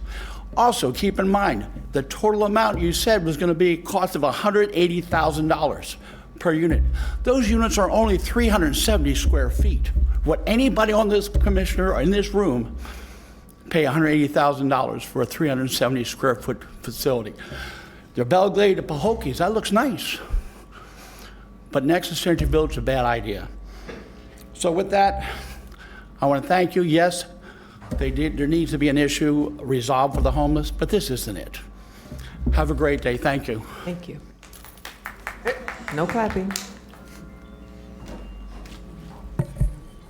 Good morning. My name is Jean Berman, and I live in Century Village in Northampton Inn, and I wanted to speak against the La Quinta project, not just because I live in Century Village, but because there was, in looking at your reports, there is another option that might be a better choice, which is the Ramada 88 Palms, which is a 162-room facility, and it has function space, event space, as well as rooms, which means if you have a partner agency working with you, they could have space to present, having like maybe somebody from the VA come and talk. They could do movie nights. They could do, people talk about congregate meal sites. You could have something like that set up in there because they have, I looked on their website, and they have several different function rooms, and some of them you can put together. You can get over 2,000 square feet of meeting space. You could put all 162 people plus in that room and make presentations to them. There are also smaller rooms that could be used for conferences or that your partner agencies could use for office space. And all in all, and plus that, it's a newer building. It's in much better shape. I mean, I haven't been inside of it, but I mean, they have weddings and stuff there. So, I mean, it's not as run down as La Quinta. And I did talk to a neighbor of mine who is a veteran, and she told me that she was one of those folks who had stayed at La Quinta. And she said the place itself wasn't bad, but you stepped out the door, and there were drugs and prostitution and all kinds of other nefarious things going on. And this is not really what you want to have in a place for your veterans and your seniors. And of course, people say, well, gee, the cops can come and clear them out. Yeah, they clear them out one day and they're back the next. That's really the problem.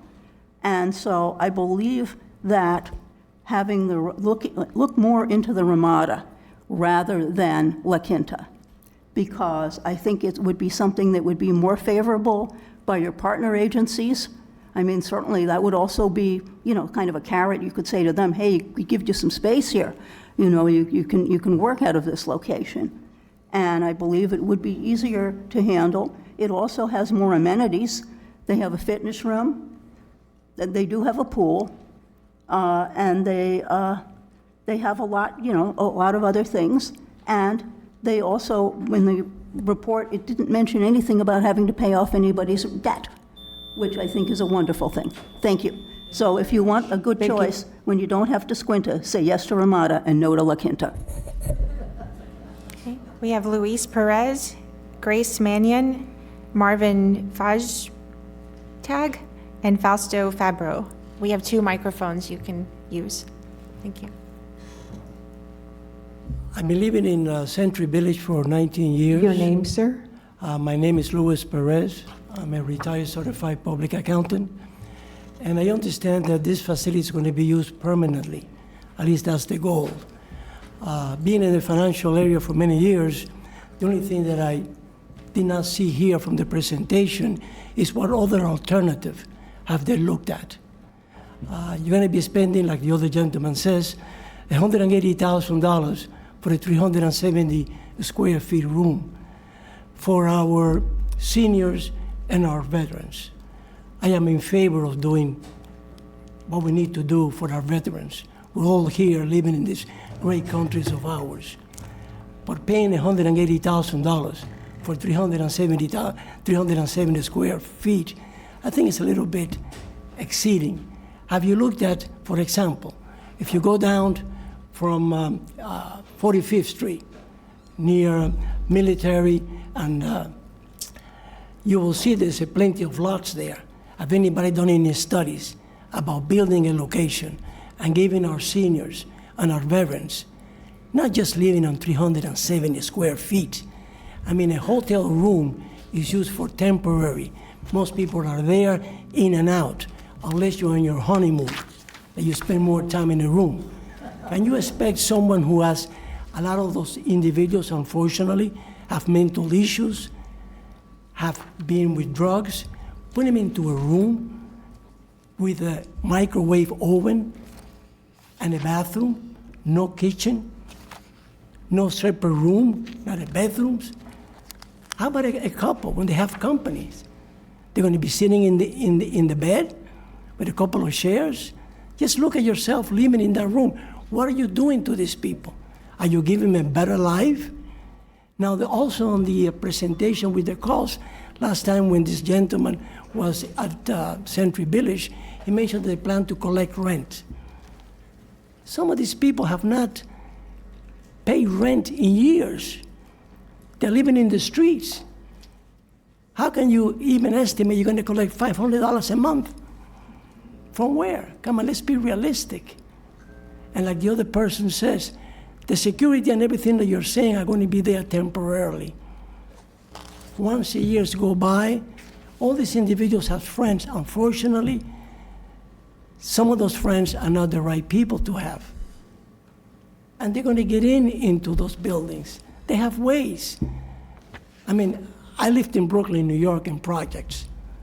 And you can see what happens when you live in the projects. I got out of it because of education. And I worked my way up. I mean, you gotta be realistic. The people that are moving there, a few of them have had hard lives. Others have mental issues, and it's not gonna work. It's gonna be detrimental to Century Village. We're also seniors, and we work hard for what we have. I think you can find another location that is not right next to our compound. Thank you, sir. Thank you for your time. Please state your name. Thank you for giving us the time. Fausto Fabro, resident of Century Village for 25 years, current president of UCO, representing 7,854 units in your district. The majority of Century Village is not opposed to what you want to do, and there is definitely a need for people that are veterans or homeless, and we're playing semantics because the words homeless, temporary housing, senior living, it's all great. It's all wonderful. But it's coming at a tremendous, tremendous expense I mean, we're playing with numbers. $180,000 per unit. I can spend $5,000 a month for 360 days in a hotel room per unit, times that 114. And that's without an expense. And that's what you're starting off with.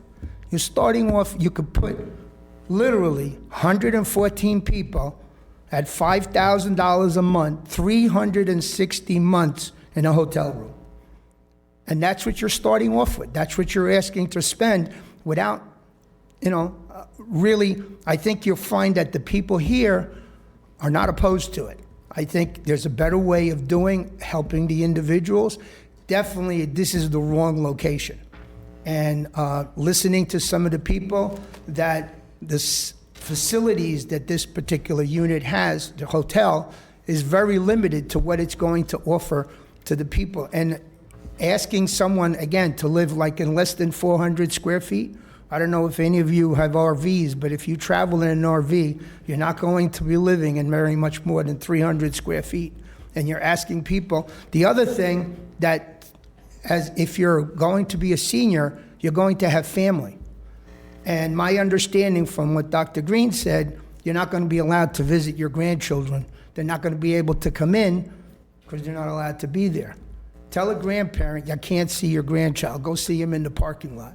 And I really, really think you've really turned this down and make this more viable in a different location. Thank you for your time. Commissioner Weiss, your light is on. Yeah, thank you. Can you clarify, would grandchildren be able to visit?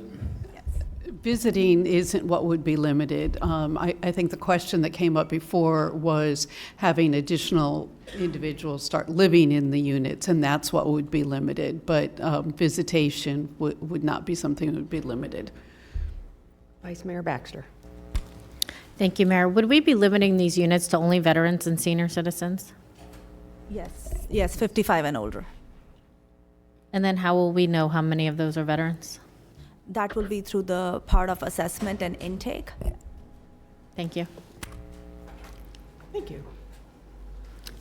My name is Grace Mannion, and I live in Century Village for 21 years, and it's always been a wonderful place to live. But if you go outside where La Quinta is, in the evening you will see drug addicts, prostitutes, all kinds of crime. And I want to know, will you be taking residents from the behavioral hospitals? No? Well, I don't think it's a good idea to spend that much money for the La Quinta. It's not that great a place, even with all your renovations. So I vote no. And I would appreciate if the rest of the board did too. Thank you for your time. Sir? Hi. My name's Marvin Fairtag. I live in Century Village, and I've been there for 25 years.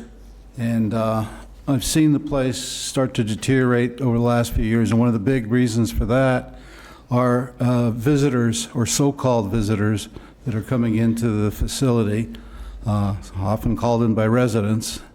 And most of the criminal activity that takes place there, as I understand it, Mr. Fabro probably has more detail on that, comes from people that are cutting through the fence or being called in and doing all kinds of things. And the Sheriff's Department's well aware of some of that. But prior to that, what I heard today, especially from Commissioner Powell, I believe, wanted some meat on the bones. And a lot of the presentation is, we hope to, we're planning to use this term, was sort of abstract. And I don't think that a lot of the questions that were asked have been answered to that effect. We'll get back to you, we'll give you information on that. If you're planning to make a decision, I think you need all the information, and that was what I heard from some of the other commissioners. And one of the things that's lacking is a look at other alternatives, and specifically in reference to the Ramada Hotel that offers at least some and more of what you're looking for permanent housing. A lot of semantics about permanent, sustainable housing, it's transient housing. What is it? Basically, they're not homeless, you're saying, but they might have been homeless a day before and moved into a transient place and then going there. So you don't know what that population is. The screening mechanisms, I don't know that that's been defined very clearly. What's a criminal history, and is it violent, is it long-term, how do you decide, and so on. There's so many factors that go into all those criteria. From an engineering standpoint, buildings 3 floors and higher have to have the engineering report. I'm not familiar if you've had that or not. I know we had problems with a golf course where they were worried about environmental issues before. They said, we'll take care of that after the decision. Then they found out that it was contaminated. And the place 12 years later, at least, or maybe more, since that decision was made, is still derelict land. I know it's going to be built and so on, but it's been an eyesore for so long because they didn't dot all their I's, cross all their T's at the time. And I'm imploring you to do that. And before you make a decision, you really have to look at that. I think that you received many hundreds of emails and so on, and whether you want to discuss that or not, but I would tend to believe that the vast majority of those were counter to the facility being erected. It's the right idea. We support veterans and seniors having that kind of housing. It's not realistic in that facility. Thank you, sir. Thank you. Okay, we have Ty Barnes, Jennifer Sellers, Patricia Caputo, and Christopher Irizarry.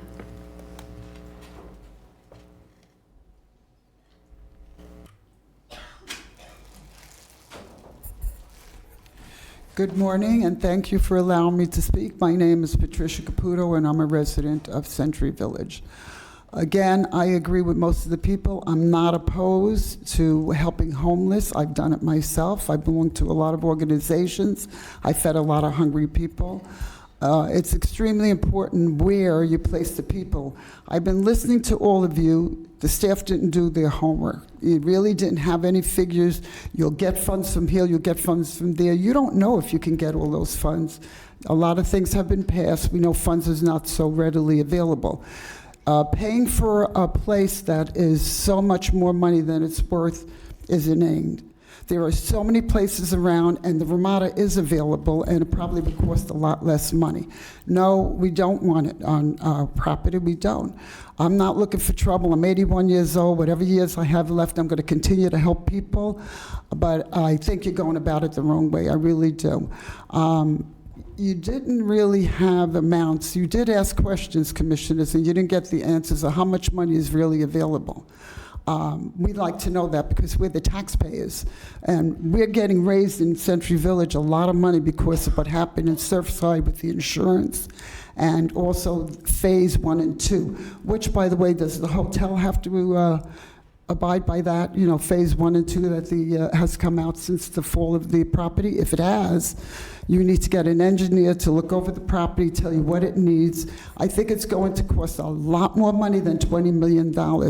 I think, my opinion, please shop around. There are other places, and I think we should place the veterans because they've been overlooked for years. It's a shame. But I used to have a lot of money. I have none. But I'm happy to tell you that I helped a lot of people. So we at Century Village, we're not evil people. We're not against helping people. We just feel like we're the dumping grounds. They want to put La Quinta, you say homeless people, then you say it's senior citizens, then you say something else. You're not even sure who you're putting in there. So please be fair to us at Century Village. We're elderly, and we are a little fearful. They were going to put a drug rehab at the end of the property. That's not fair. There are other communities. Are they doing this in Boca or Delray or anywhere else, or is it just Century Village because it's in West Palm Beach? Thank you for listening to me. God bless all of you. Good morning, Madam Mayor, Vice Mayor, Commissioners. My name is Jennifer Sellers. I am here today on behalf of the Homeless and Housing Alliance. And I want to emphasize the urgent need for your support in the county's acquisition of the La Quinta Inn as permanent housing for our homeless seniors and veterans. Your leadership And this initiative is a critical step towards addressing the housing crisis in our community. We know from past numbers of our point-in-time count that senior and family homelessness is on the rise.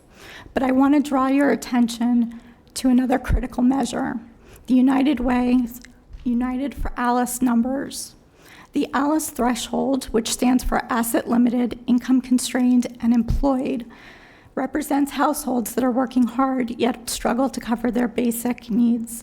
These individuals and families often live paycheck to paycheck and are just one crisis or one illness away from homelessness. In Florida, a state with over 8.8 million households, 46% fall below that ALICE threshold, and 13%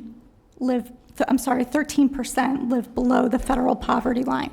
Here in Palm Beach County, the numbers are even more concerning, with 47% of households at risk, again, just one step away from losing their homes.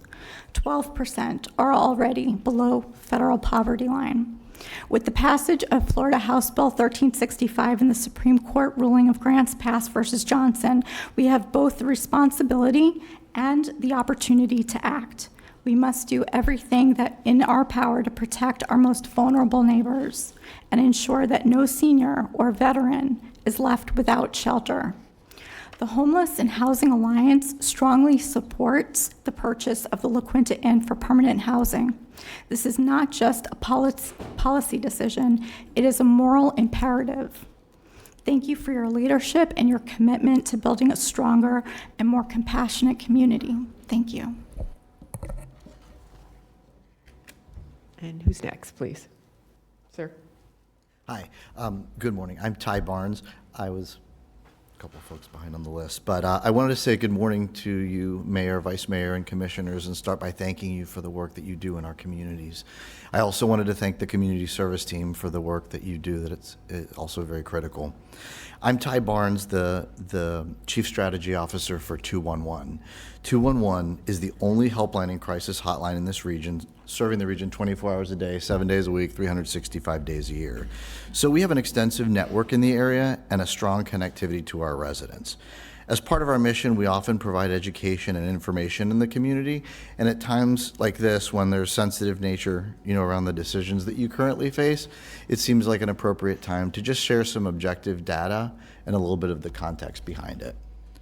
Last year, 211 received over 20,000 requests for help regionally from our seniors. In addition to that, we provided over 1,000 seniors with in-depth services through our Elder Crisis Outreach and Sunshine telephone call programs. Through these communications, we hear that seniors and veterans are struggling financially. And while there are a variety of factors, a key factor is cost of living increases, mainly driven by escalating housing costs. The effects of rising housing costs upon these vulnerable populations with static income have significant impacts. Also, out of our requests, last year, over 100,000 requests for help from residents that identified themselves as Palm Beach County residents, and that's not specific just to the senior population. Of those people that identified as residents of Palm Beach County, housing was expressed as their top need. Again, we appreciate your contributions, and we're always a call, a text, or an online chat away, 24 hours a day. Please let 211 let us know how we may continue to help you in your service. Thank you, sir. Good morning, Madam Mayor, Vice Mayor, Board of Commissioners. My name is Christopher Rosari. I'm the Chief Executive Officer at Found Care. We are a federally qualified health center here serving Palm Beach County. We actually have a location at 5867 Okeechobee Boulevard, which is directly next door to La Quinta. And I can tell you, there is a housing crisis, as we all know. We're not going to talk about that all morning again. But what I can tell you is that we are in full support of this project. We are also willing to participate and support any of the healthcare needs of the folks that are living adjacent to us. We definitely would love to see an improvement to that La Quinta property. Of course, there have been issues that I think all of us understand, transpire on a property like La Quinta, and anything that could be supportive, where the county is supporting the folks that are living there, is welcomed. You know, I myself, my mom lives in Century Village, not at this location, at a different location, and had it not been for my brother and I being able to support her, I'm not sure if she would have made it. You know, over the last few years, we've seen the cost escalate for her, for the, you know, for all, at Century Village, the cost has escalated and escalated. And I can tell you quite frankly that had it not been for him and I, there's no way that my mom would be able to afford living there. So I think it's really critical, but I also think it's admirable what this county does day in and day out to help people in the community. You're an amazing county and an amazing board, so thank you very much for your time. I appreciate you. Thank you. Commissioner, oh, I'm sorry. Could you come back a second? Commissioner Sachs has some questions. So you run what kind of a facility do you run next to La Quinta? So it's a federally qualified health center, Commissioner. We provide healthcare services to people with and without insurance. And we do adult medicine, pediatrics, psychiatry, behavioral health. We also have dentistry now. We have a dental mobile van. Drug treatment program? Sir, do you have drug treatments there? We do substance use disorder, but we do that through our psychiatry and behavioral health. But we're not. I'm sorry. I'm You're talking sorry. way too fast. I'll for slow me. down. So let's slow down. Okay. You do substance abuse for those without insurance. Correct, but that's Good. not. Okay, that's it. That's not thank you. And predominantly it's what we do. federally funded, Correct. right? Okay, good. About how many people go through your doors for help with substance abuse? Sure. Very little. Mostly, the healthcare district of Palm Beach County does a lot more and has done a great job. Are you funded by the healthcare district? No, we are. No, you're funded by the partially, federal. Right. Okay. Partially, yes. Okay, and it's for substance abuse. It's right there next to, how long have you been there, sir? So, Your Commissioner, facility? just to clarify, what we predominantly do is primary healthcare services. So I that's, understand that. I understand and completely. I've been there. I know it. So are you close to La Quinta Hotel, the one we're talking? One of our sites is next door. Thank you so much. No further questions. You're very welcome. Commissioner Powell, your light is on. Madam Mayor, while Mr. Azari is standing up there, just to be clear, Found Care is not necessarily established for substance abuse, is it? No, it is. No, it is not, Mr. Commissioner, no. Thank you. Just wanted to clarify that. And I know you have several locations. I know the location on Okeechobee is one of the newer locations that's been constructed, but you have locations in several other areas of Palm Beach County, am I correct? That's correct, Mr. Commissioner. We actually have 8 sites throughout Palm Beach County, and predominantly what we offer is primary healthcare services. And just to put it in perspective for the board, in 2014, we managed 1,716 unique clients from this particular zip code, of which 38% were served at this site at 5867 Okeechobee Boulevard. And last year, we managed 29,000 unique patients, and predominantly it's pediatrics, adult medicine, women's health services, prenatal, postpartum care. That's predominantly what we do, dentistry. So we do behavioral health, but mostly it's therapy, not so much substance use disorder. That is growing a little bit throughout our system, but we're not the experts in that. The healthcare district of Palm Beach County has done a really good job of investing in that space. Thank you. I just wanted to make sure I understood. Sure. I appreciate it. Vice Mayor Baxter. Hi, Vice Mayor. Hi, good morning. So, still morning. I wanted to know, so we heard some residents' concerns that these residents are kind of hanging out where the current La Quinta is. Do you feel that any of those are your patients that are hanging out before or after their treatments? No, our patients usually get brought into the center. There's plenty of waiting area. So they're brought upstairs. Most of the services we provide, Vice Mayor, on the second floor.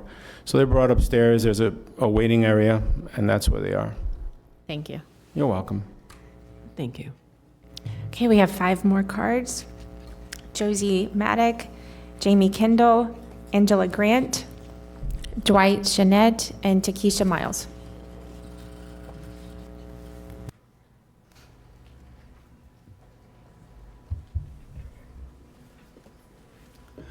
Hi, I'm Josh Maddock. I am the Director of Programs at Stand Down, an initiative of Faith, Hope, Love, Charity. We work with veterans in need, primarily homeless veterans. We also work with prevention. As it was mentioned earlier, we've worked sort of at random. We basically turned the La Quinta into an emergency shelter in the summer of 2020. We kind of ran that for about 2.5 years. We had 75 to 80 rooms at a time. We had a lot of seniors, but we also had big families. We had young folks. When we got there, the reputation for the hotel was there was a human trafficking incident and some things like that. It's just an odd location over by the turnpike. But looking at what we did and what the county is looking to do, what the staff is talking about, it's remarkably different because, we had no full-time staff there. We had nobody on site. We were relying on the hotel for everything. I think that the model that the staff is presenting would eliminate almost all of the issues that we had while we were working there because of the full-time security, because of the full-time staff, dedicated staff. We not only didn't have full-time staff, we didn't even have daily staff. We were there 2-3 times a week. Morris people gave us updates, because they were delivering the food every day. But, I just think that, the location, I understand, the residents' concerns, but I think that the location has always been a bit of an issue, and this would be as safe as it could be for the residents of Century Village. It just, that place has always drawn a negative element, and I think if there were full-time security, real presence there, a lot of agencies working, and full-time case management, that it could run really successfully. It's obvious we really, really need affordable housing. We have, we work with the veterans. We're working with more and more senior veterans every day because, it's impossible to maintain housing in Palm Beach County on a fixed income. I mean, it's just gotten to that point. So I'm strongly in favor of this and appreciate your time, commissioners, mayor, vice mayor. Thank you. Thank you, sir. And, I'm sorry, come back, please. Commissioner Sachs has questions for you. Thank you so much for what you do. Thanks, Maria. State your name again. Josh Maddock. And you work for, and you're the head, or you work with Stand Down, sir? Yes. And that's primarily Vietnam vets, I would imagine. Oh, no. We have veterans. Our clients right now range from 22 into the early 90s. Stand Down basically means take it easy, Yeah. Okay. A lot of the vets come back with PTSD. Mm-hmm. Yeah. Mental health issues, other things. Yeah. I'm especially appreciative. My dad was a World War II veteran. I've done everything I can for our veterans, and I was in Southeast Asia during the Tet Offensive in 68, 69. So I know. What's happening, what will happen to those veterans today if this passes? Well, it definitely gives veterans, senior veterans that we work with, it gives a housing option that could be affordable for them and that could be amenable to them. We have a lot of folks who are living in shared housing, different situations like that. They may prefer single room occupancy.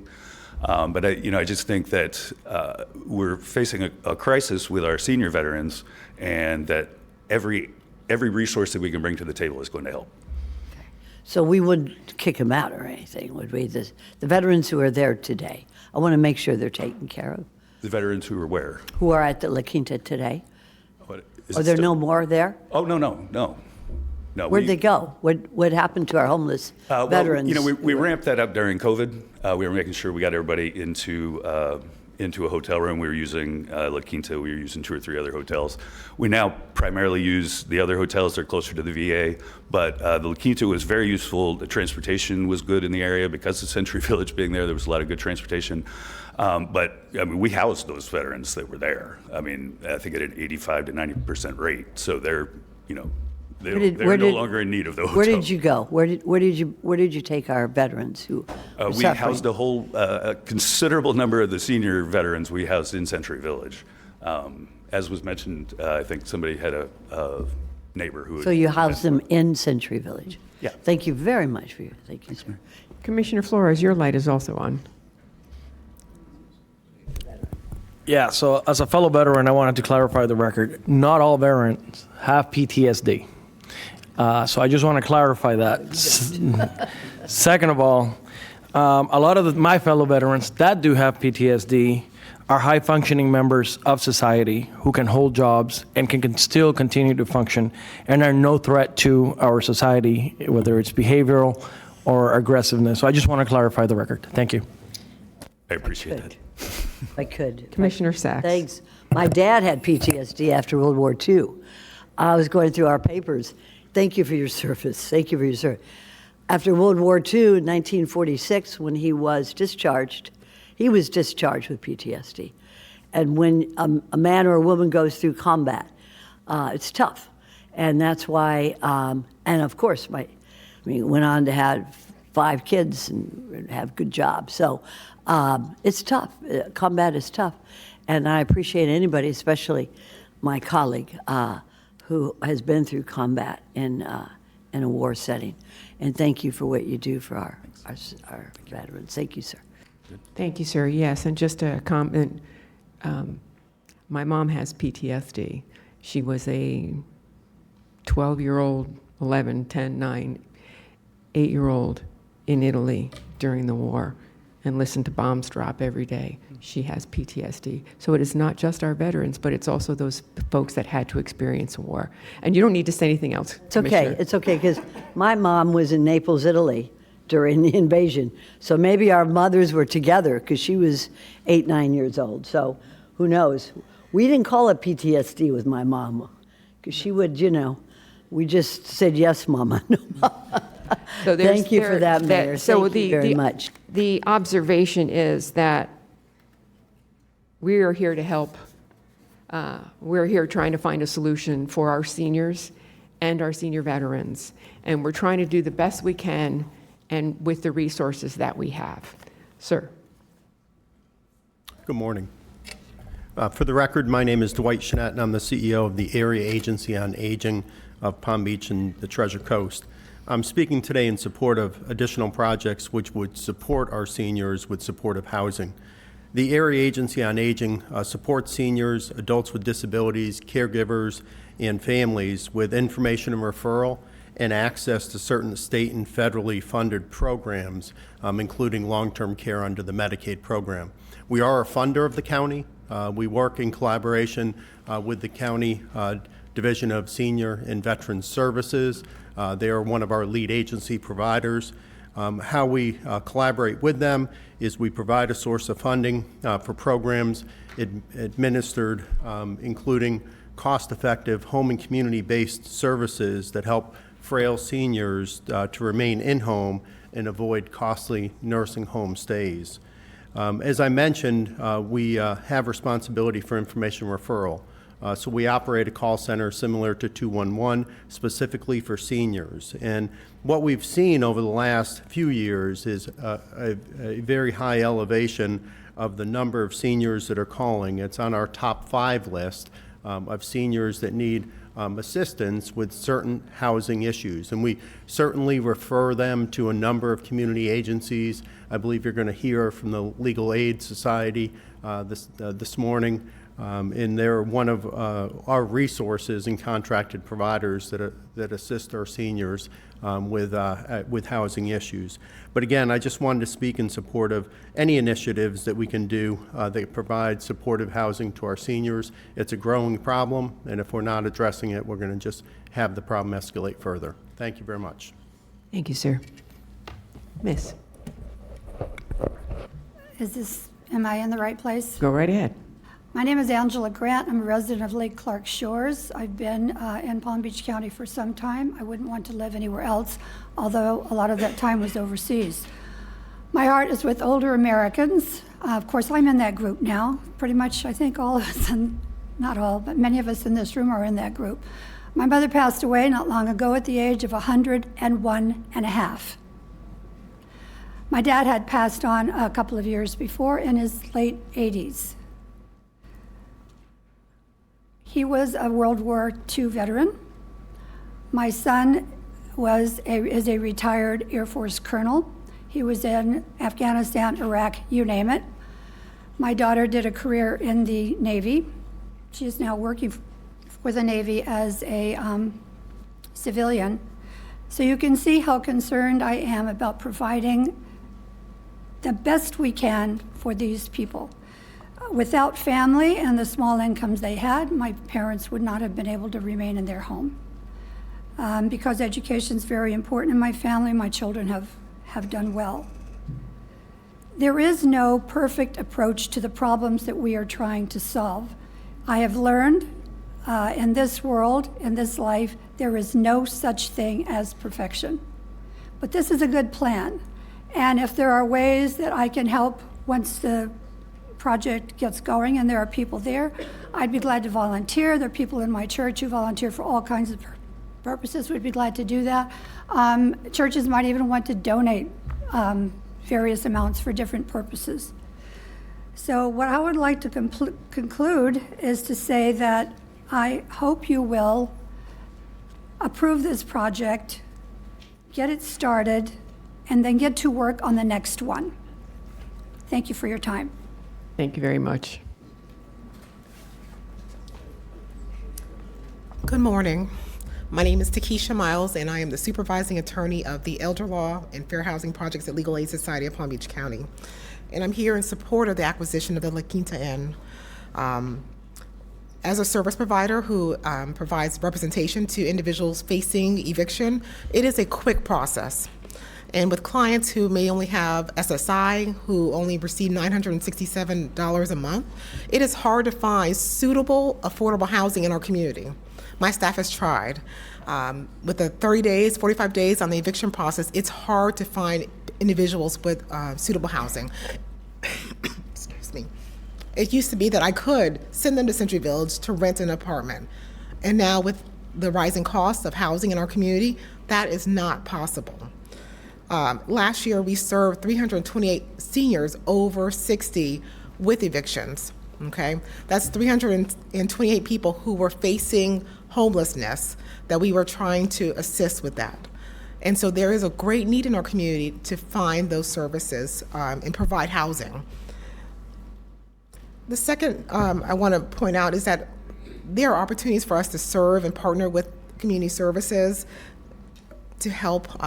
We have a Veterans Advocacy Project along with our Elder Law Project that could assist with making clients document ready, making sure they have access to their Social Security card, access to their birth certificate, and apply for it if they've lost it, so that they can be benefit ready, and so that we can help them see if there are additional benefits from the VA that they may be eligible for.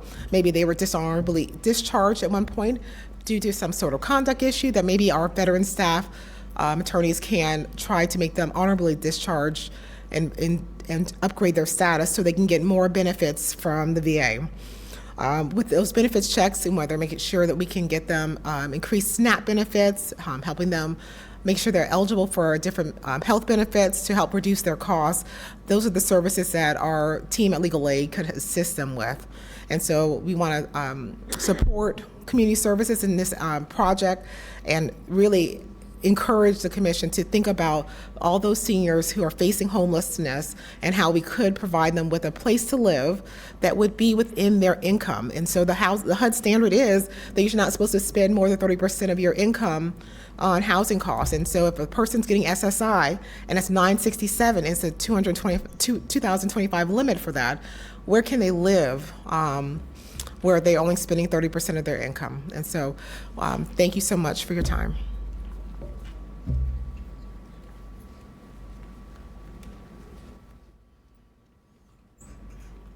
Hello, good morning.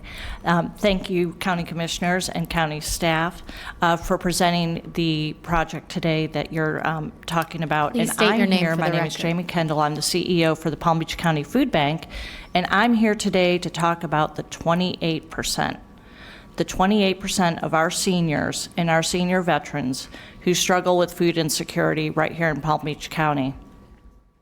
Palm Beach County, often synonymous with luxury and leisure, harbors a hidden crisis, and that's senior hunger. While the region boasts affluence, a significant portion of its elderly population struggle daily to access adequate nutrition. The stark reality paints a complex picture of our community demanding urgent attention. Senior food insecurity in Palm Beach County stems from consequences of many factors: fixed incomes, rising health care costs, increasing housing costs, and unexpected financial burdens force many of our seniors to make impossible choices. Often this means sacrificing nutritious meals to afford essentials, medications, housing. Isolation and limited mobility further exacerbation of the issue, hindering access to grocery stores and food assistance programs. At the food bank, we offer many different programs to battle senior hunger and hunger in our community as a whole. A few years ago, we played a role in putting together a senior grocery distribution program. We saw the problem was growing, and we added additional programs. Today, we serve over 1,000+ individuals with home delivered and home delivered meals boxes with produce, other food items like protein. And we also work with our community centers. One of our county commissioners a few years ago talked about some of the seniors at the community centers and their need for extra produce, especially going into the weekends when they were getting the meals, the congregate feeding meals. So we looked for funding and found that funding and put together a program where we are now serving on a monthly basis 3 of our senior centers right here in the community with those boxes of produce and other non-perishable foods for over the weekend. The project that you're talking about today would serve a great need in our community. We field the phone calls. We get the phone calls from the seniors all the time at the food bank about how much they're struggling in our community. I can assure you that the Palm Beach County Food Bank stands behind this program, and on our end, we will do whatever we need to do to help the county staff, and more than ever, to help our senior citizens and our veterans who are in need of food assistance. Thank you very much. Thank you. Is that our last card? That was our last speaking card. We had 10 non-speaking and 13 submitted online that I'll give to the clerk. Thank you very much. All right, this is the part of the discussion where the board has questions of each other and the discussion. Commissioner Flores, your light is on. I do want to say that we will finish this topic. Once we are done with this agenda item, we will take a 45-minute lunch break, and then we will resume the workshop part of our meeting after that. So, Commissioner Flores.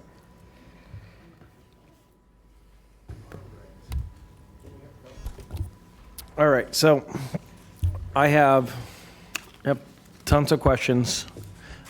I'm torn on this project, but here I go. First of all, I requested from staff yesterday the budget of how much we are allocating to homeless resources yesterday. And basically between 2019 to today, we've gone from $18 million to today being around $40 million, just a little under that. Now, I must clarify, the majority of the money is coming from grants and other fundings that are being received, whether it's from the federal government or the state HUD or other entities throughout the state. However, if you look at budget year 2025, ad valorem is about $15 million, which means that our fellow taxpayers are carrying some of the burden here. So that's something that I have to wrestle with when making these type of decisions.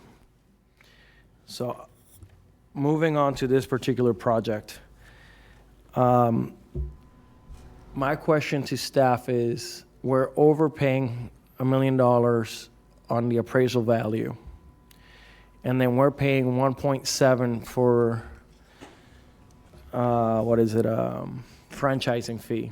Mm-hmm. Why are we carrying the cost of the franchising fee? Why is it that it's the county's burden to pay that fee? The seller indicated that he is not the seller's representative, not willing to pay for the franchising fee. We came to this board, I want to say, back in November last year, shared that information with the board, notified where the seller stood, notified what were the conditions of the franchise fee. We were asked to do additional research, which we did. We communicated directly, not through the seller, with corporate of La Quinta. They indicated that the franchise fee was non-negotiable. The seller was not willing to pay for the franchise fee. We came back to this board and shared that information with the board and asked if we were to continue to move forward or not. That was the decision at the time.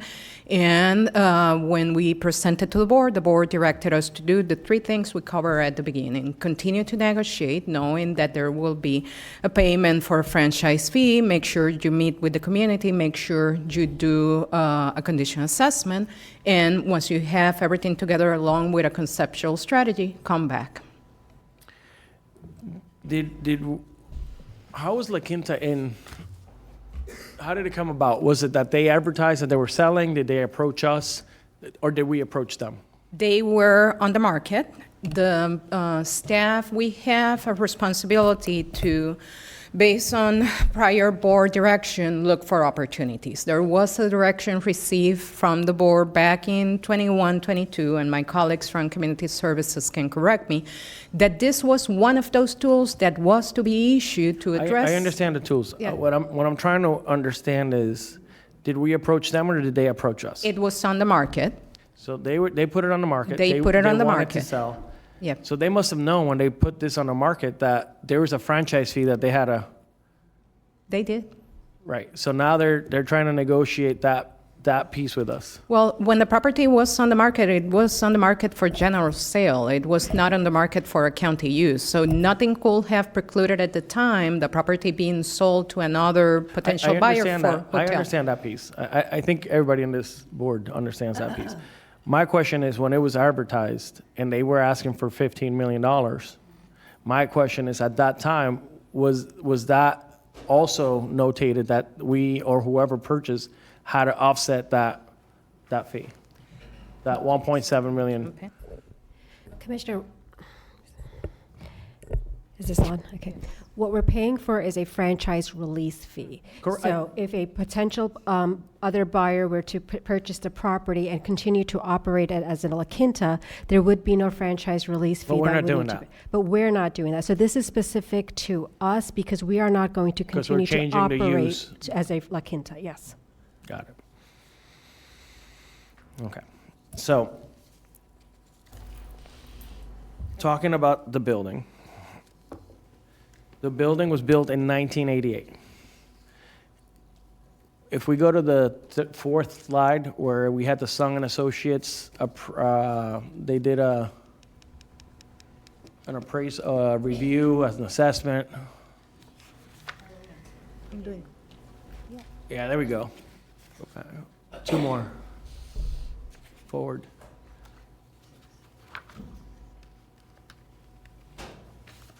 There's a Sung and Associates. 7. There we go. No, right there. Perfect. When you state no fatal conditions were identified, I mean, that to me, as I read it, is like this building is not gonna fall apart tomorrow. But you use the word fatal. I mean, what are the? Give me a true assessment of what the conditions of this building are. Because you're asking me for another $2.8 million in refurbishing, getting this back up to par. But what's the time frame of this building, the lifeline? When are we going to have to reinvest again in this building? Are we talking about another 10 years, another 20, 30, 40? I'm trying to, as an investor, right? Because I think that's how we're looking at this. We're about to purchase a piece of property. Am I buying a clunker or am I buying a gem that just needs a little wax? So I guess that's what I'm trying to figure out here. You're buying a 30-plus-year-old building. It was built in 1988. the condition assessment was mentioned before. I have some 37-year-old, correct. supporting slides in the back. Can you help me? Thank you. Might be faster. Can you go to slide 37? Go to what? 37. 37.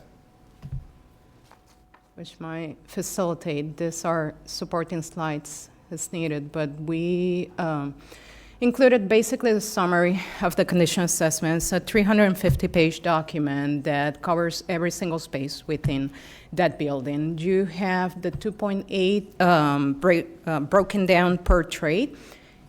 And then if we walk through the different components, we look the engineering firm, look at architectural conditions, and documented in each one of those rooms what needs to be addressed. They did the same with photos, fully documented as to where we are and what are the conditions. Same logic for structural components. Is there something that will prevent the use, that will make the building unsafe for habitation? And one by one, they put together an analysis showcasing where we stand. So to answer the question directly, Commissioner, no fatal conditions means that there are no conditions identified at this point that will prevent the use as proposed. Do we have a 37-year-old building? Yes, we do, which means there are building components that will enter into what we call in the county a renewal replacement schedule. We have AC units that need to be replaced. We will have some that will need to be replaced 3, 4, 5 years out. And that's part of what we do on the facilities component. If this board decides to acquire, we put it on a schedule and we start replacement as we will do with any other building. But the assessment, which was not done by staff was there, staff accompanied the design firm, cover every single system within that building, and although some repairs were identified worth $2.8 million in different areas, nothing fatal, nothing that is fully non-operational that will pose a threat to safety or security was identified. That's the scope of the condition assessment. So you're saying we're going to need ACs in the next 5 years. What other costs are we realistically looking at over the next 10 years, let's say? So that's basically the summary per architectural and just per each one of the trades. When we talked about architectural, we're looking about ceiling, painting, tiles, what you can see, the finishes, right? When we're looking at structural, there are some minor repairs that were identified, and we have about worth $40,000 of those. In mechanical, you have your plumbing, your HVAC systems that were considered along with electrical. So, Commissioner, at this point, matters that needed to be approached or addressed in the next few years, 2, 3, 4, 5 years, is around $2.8 million. And that's why we carve out separately the $1 million for security cameras, for fire alarm systems that connect to what we do at the facilities level for county, which is not necessarily what a hotel will do. We have different standards. We carved those out because we wanted to convey the message. If you want to bring it up to speed with us, here's $1 million that we will need. And then the 2.8 is something that we will plan as we do R&R for other facilities. So you're telling me that the $2.8 million would probably be the cost of the next 10 years, so that's included in there? I said 5-year planning, not 5 years? 10, but yes. So purchase price, franchising fees, cost, closing costs, renovation, upgrades, we're talking $20.6 million. All right, Correct. so let me test your knowledge here. The Homeless Resource Center, I think it's number 2, located in Lake Worth. How much did that cost us for 77 beds? Well, on my memory here, I want to say it was close to $20 million, but if you give me an opportunity, I can actually pull the number. I want to say 17. Bear with me for a second, Commissioner, if you don't mind. If you That's fine. will give me a second, I don't want to say the incorrect number.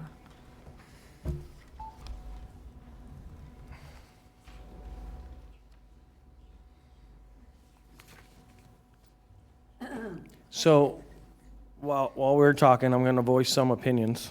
I don't like the 6-month residency requirement. I think it should be longer. It's very easy for somebody to move into the county for 6 months, live in their car, and so I don't want to do that. I want to help the people that have been invested in this community that felt in hardship. So those are the people that I want to. What that number is, I don't know if it's 12 months, 24 months, but I really want to help the residents of Palm Beach County. So if this project moves forward, I think that 6 month should be changed, and I'll let you guys come up with, but at the bare minimum, it should be 12 months. I'm looking for more. I want longstanding community members that we're gonna help. Since this is a senior and veterans, they're gonna be required to do a background check in order to come in to make sure that there is no criminal history. Yes. That is something that's gonna be part of the Correct. entrance requirement, correct? Correct. Okay.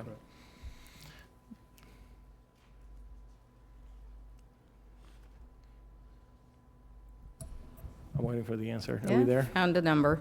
So close to $18 million combined between different types of funding and fully inclusive of design and everything else that goes into putting together a project. So a new building that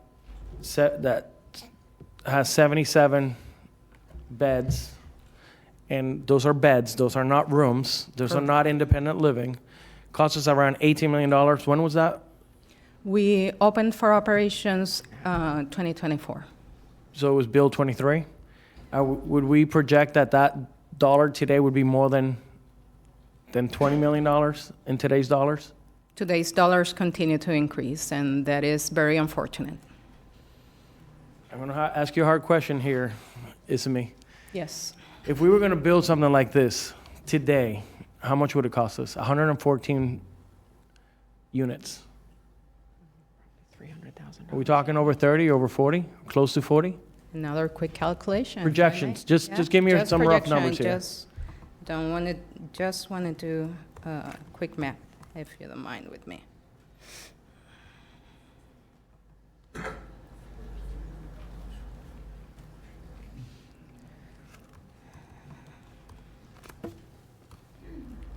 I will argue it will be over 30 Over 30. million.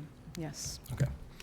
So if we went out, we purchased land, and we did all the new construction, we would be paying up probably over $10 million more.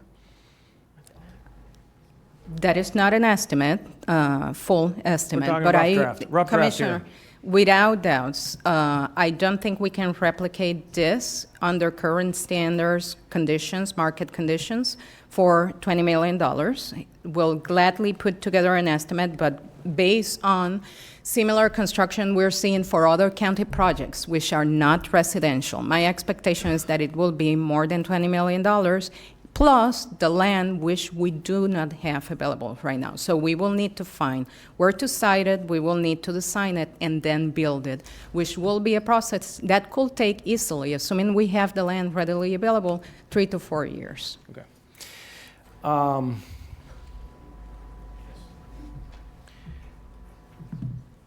ARPA dollars and surtax dollars. How much do we currently have combined right now? 13.7 under IST. The question. IST is a surtax. Surtax money under the Q001 that I shared before. The ARPA funds that we have included in the agenda item are coming from reserves. The totality of the funds that we have is a significant higher amount because it's allocated to multiple projects under ARPA. Okay. So we currently have the funding available. We do. To purchase the capital for this project. We do. Okay. My biggest concern when I'm looking at this is the revolving capital that is going to be required. And we're talking about, what, $3 million almost? You're saying that we are going to be able to recoup some of these dollars from the 30% that we're going to charge for housing, which is $500 and $300, $500, $800 roughly. Your projections have us at a shortfall of almost $1 million. I'm assuming that's coming from ad valorem, most likely. We will continue to look for grants, but if we can't find anything. Madam Mayor, may I answer? Sure. As we know, grants are looking, we're not sure they're going to stay the way that we've received them in the past. So it would come from ad valorem unless we're able to find other funding sources. And we're constantly looking at funding sources. Okay. I'm going to get into the weeds, and I apologize. All right, so we're saying this is going to be a 55-plus community. Yes. We're saying this is going to serve seniors, veterans. We're saying that this is for them to be able to have independent living, correct? Okay. One of the things that I would like to see is a kitchenette, maybe some stovetops so that they're able to cook something, very minimal. I don't know what that looks like, but I think that's something that we should explore moving forward if this project does proceed. If Perfect.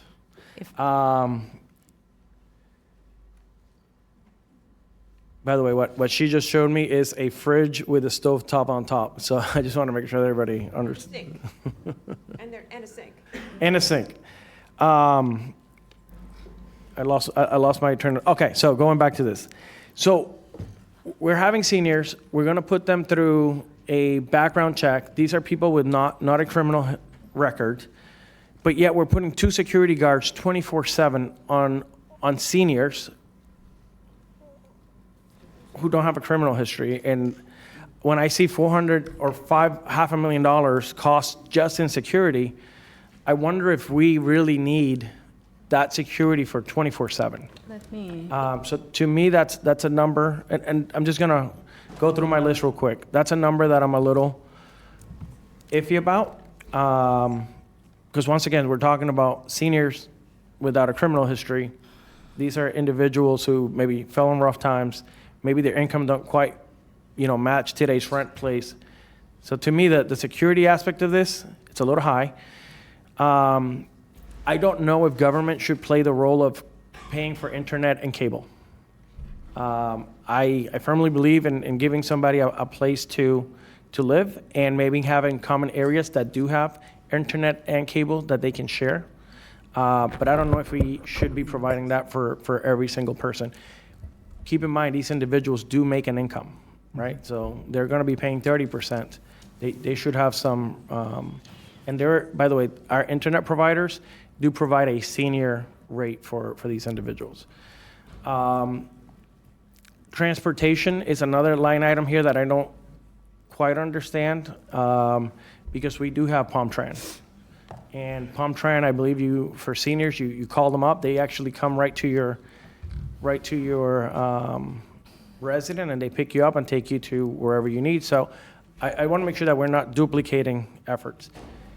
My last point with this recurring annual operational cost is I don't know if the county should be doing that, or if we should partner with a nonprofit who can provide these wraparound services, and perhaps they can provide it better. So I think this is something that perhaps we can explore. Put out a request for proposals and see if there's a nonprofit that can provide this wraparound services at a more affordable pricing point than what we're looking at. So I'm just providing another option.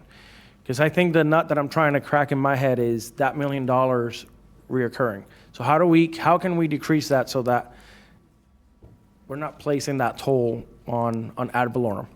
So I will wrap up with this. Today, I'm going to be fully supportive of this project. I believe our seniors and our veterans are struggling. I think they're being priced out. And everything that you have said to me This is not going to be a behavioral health. This is not going to be for individuals that have issues. These are not individuals that have addiction problems. These are individuals that are hit a rough patch in life. And many of us hit that rough patch in life at some point in our life. It's unfortunate that for some of these individuals, maybe they lost their significant other. I think we also have to realize in American culture, the female stayed at home for a long time. And the man was the one that provided. That is no longer the case. But a lot of these seniors are dependent on the Social Security that they receive from their significant other because they never earned the credits that they needed to be able to participate. So the only way that they receive Social Security is through that spouse. The pricing in Palm Beach County continues to rise. It's a challenge that we have all faced, that we have all talked about up here.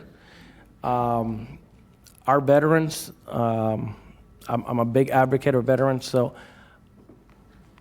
we should be providing them a place to live. Now, with that being said, I want to be clear. I don't know how many more of these projects we can do because there is a taxpayer component to this that the rest of the taxpayers have to pay for some of these programs.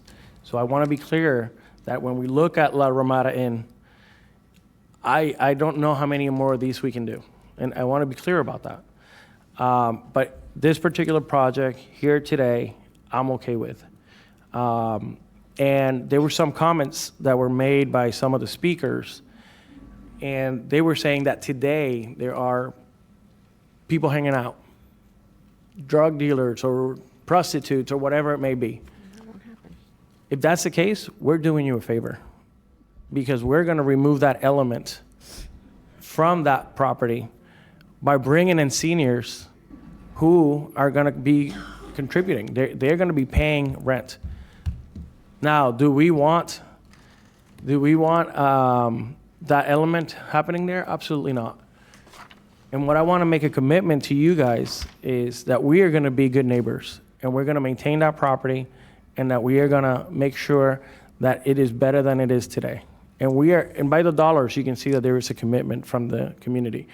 So if you currently have an issue at La Quinta, we're going to be solving that for you. I know that you might not be happy, but unfortunately, La Quinta is where it is, and it's a project that's coming before us to make that decision. I love when we all say, I love the project, I want to help seniors, I want to help veterans, as long as it's not in my backyard. But at some point, we have to look out after our seniors and after our veterans. So thank you. Vice Mayor Baxter. Thank you, Mayor. I know everyone's getting hungry, so forgive me, I have quite a few questions. You had mentioned during the presentation that a prior board had given direction to look for opportunities to solve what exactly? And James, you can chime in, but basically to do hotel conversions. Yeah, so there are a couple of ways that they brought. So the first homeless plan was included that as a project, and then the housing plan for all, one of the strategies in that housing plan for all that was brought before the board and the board endorsed. It was a part of the strategy there as well. And then, of course, leading the way home. And it was specifically to look for this sort of supportive housing? It was more about converting hotels into housing. Into specifically housing? I mean, do I have to put, or was it for the homeless? Was it for the supportive housing? What type of housing?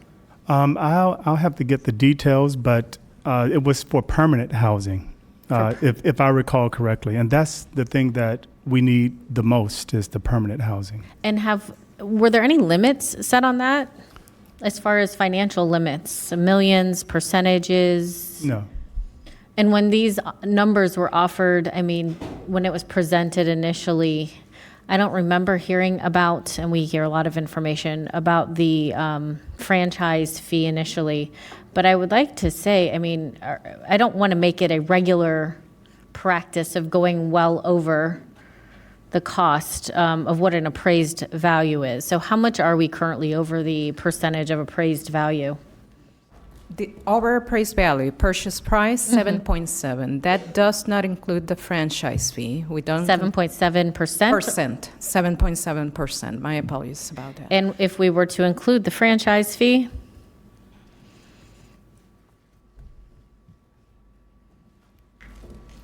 7 divided by.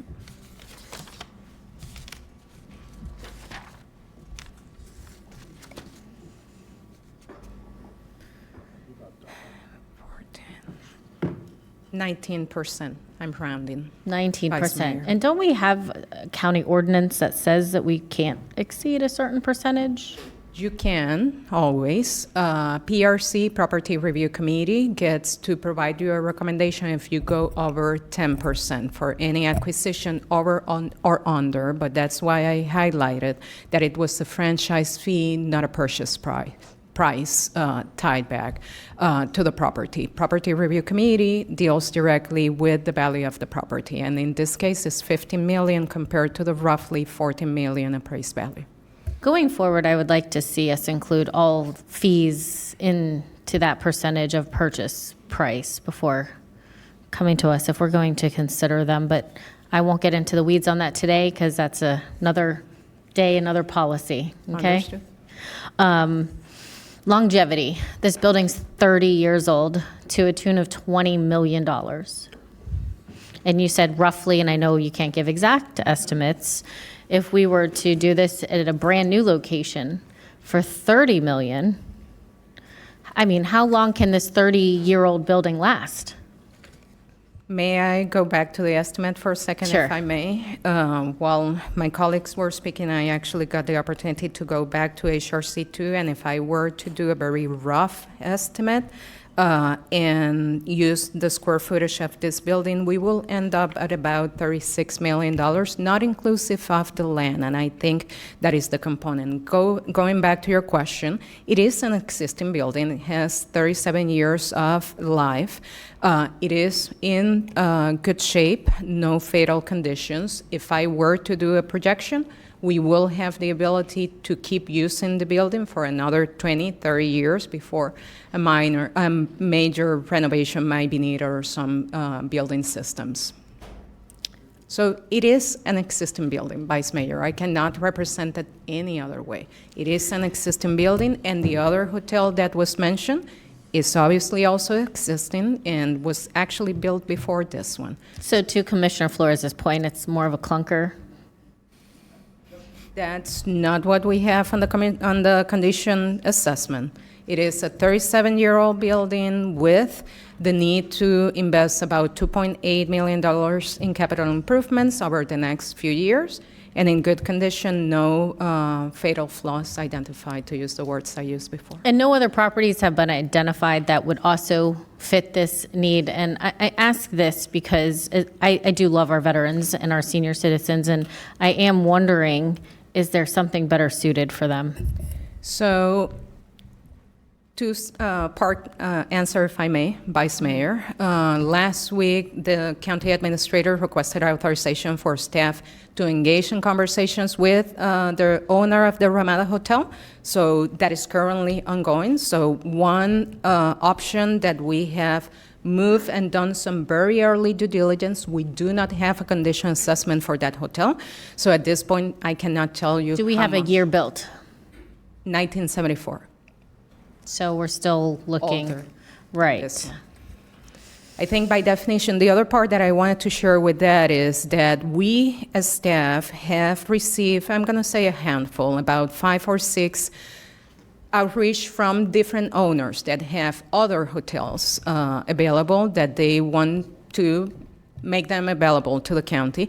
And as staff, we have stated we will need direction from the board, right? We don't want to go after every single opportunity, and that's why when this one became available, we came to the board and requested permission to proceed. We did the same with Ramada. How many approximately homeless veterans do we currently have? Give me 1 second. I believe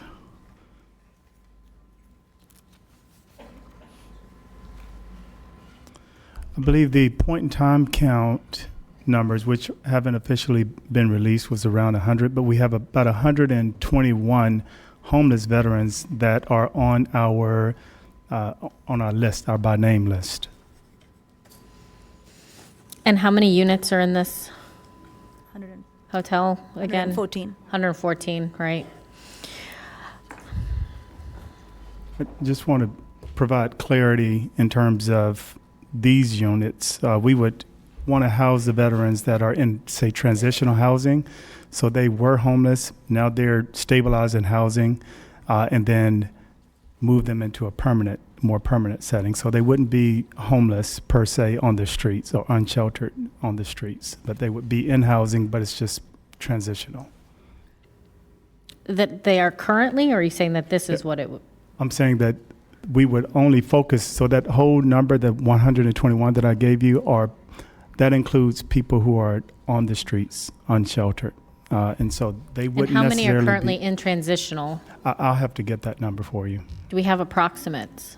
We have the number of people who are in transitional housing in general, seniors and But not how veterans, many of those are veterans? Yeah, we don't have it broken out. The reason by I'm the asking is because I do agree with Commissioner Flores that I would like to see the residency requirements. I'd like to see them at least 12 months with valid IDs. So we can say you've been on record with a valid ID for at least 12 months in this county. I would like that. One of the other things that I would like to see, and I want to make sure that it's feasible before I ask, is that we dedicate half of these units to veterans. Not just say, oh, we'll find out one day how many are veterans. If this is going to proceed forward, I want dedicated half, at least, to our veterans. But I don't know if that number is required. I'm sure Commissioner Weiss will let me know how that falls. And this is his district, so I do try to listen to what the district commissioners have to say. I am just very hesitant on these dollars. And there are a lot of problems in the county. There's a lot of costs have gone up. Costs of everything we know have gone up. So we can't buy ourselves out of these problems, out of homelessness, out of housing, out of any of it. And at what point we have to stop placing all these burdens on taxpayers left and right. And we come to us, the board, and we get to decide on an individual basis what we want that to be. And are we asking ourselves, are we taking it in a homeless person? Or are we saying, oh yeah, let's just keep spending taxpayer dollars, but the people paying the taxes are also suffering. So these are never easy decisions to make. And we just keep placing it on them. So I hesitate. I didn't like this project, and I think Commissioner Woodward and I were probably the two most vocal last time this came to the board about not liking certain things about this project. I don't know that my mind has changed, but there are certain things that if this is going to go forward, I would like to see put into place. And a great idea was partnering with some of our nonprofits to potentially take on some of this burden. I do know this is not a homeless shelter. I do know this is not for homeless people. But this housing, should it go forward, would create a space to prevent them from being homeless. So I don't think it would be unreasonable to ask those in partnership with this sort of project if this is to proceed forward. I would like to hear from my fellow commissioners on where they would like this to go before I decide 100% one way or the other. But I think that's it. So thank you. Thank you. Commissioner Sachs. Thank you so much, Madam Mayor. I'd like to commend Jeff Green. You've done such an amazing job with our homeless. I want to embarrass you. But when I see just driving off of I-95 to Okeechobee to here, I count the homeless. And when I see someone who is particularly upsetting, like a woman with a child, which I have before and called you, you take care of them. Feel a lot of compassion. This is a great idea, folks. Wrong location. It's a great idea. Who doesn't want to help seniors? Who doesn't want to help veterans? We all do. There's plenty of places that we can do that that's not necessarily next to one of our oldest senior communities in this county. And that is the fact. We are the largest geographic county in the state. We got to pick this particular location. It's already being wonderfully used by former Commissioner Jeff Koons. And I think that's wonderful, and he should continue to do that. But with whatever he's doing with that, that's a private citizen, that's good.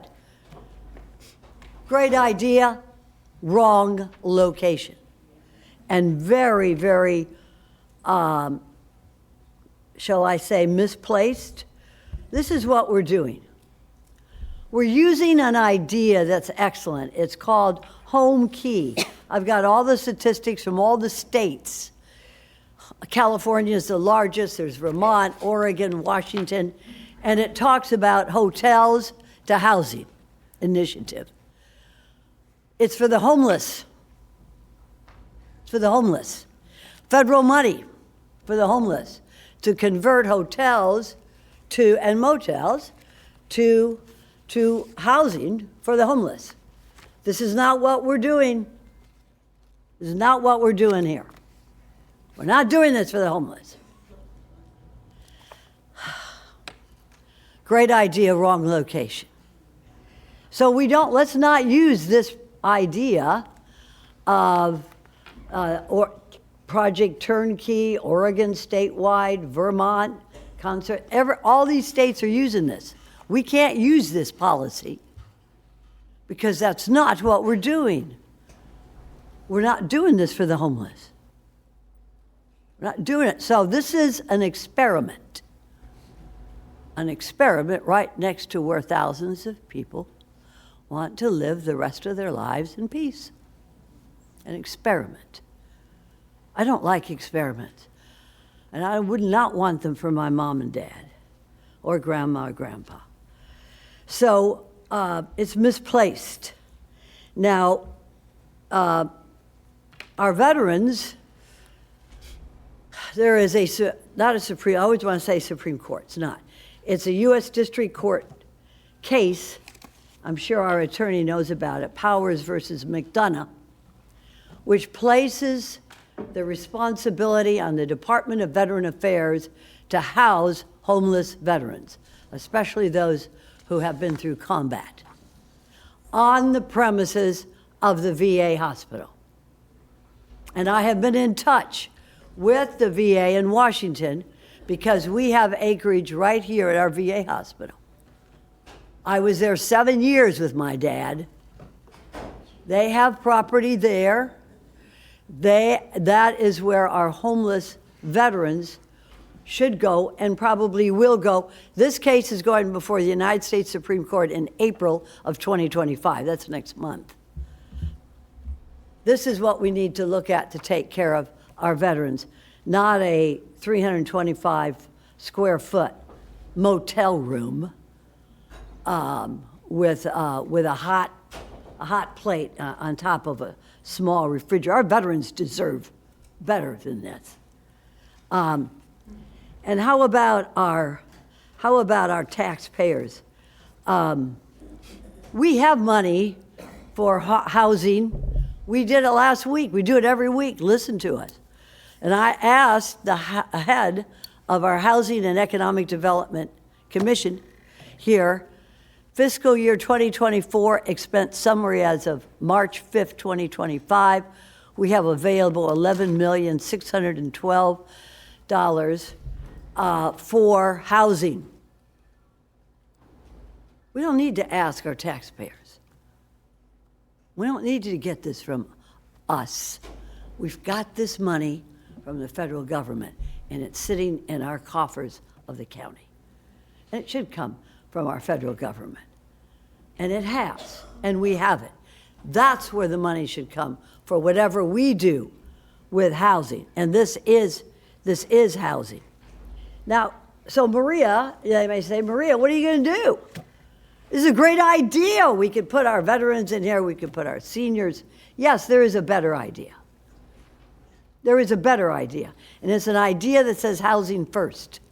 So instead of putting a senior, a senior in an experiment in a motel room of about 325 square foot, put him in a little house, put him in a tiny house with a kitchen, not a hot plate, but a kitchen and his own bathroom and a little desk that's up to 800 square feet, that's going all over the country, these tiny houses.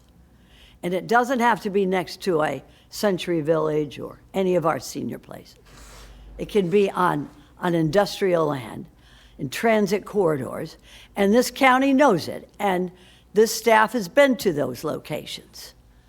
And it's on raw land, and you know what the cost is, ladies and gentlemen? I'm talking to everybody now, because I don't like to see homeless women and kids in the streets. I don't like to know that 4,000 of our school children are sleeping on other people's couches or sleeping in cars in this county. You know, the cost of a tiny house, including the land, is up to $50,000 per unit with their own little house, their key, a bedroom, and a real kitchen. And not next to Century Village. Great idea, folks. Wrong location. So we got work to do, and that's okay, because that's what we do here in the county. Take care of our people. That's what government does. That's what government does. I've been in government a long time. That's what I do.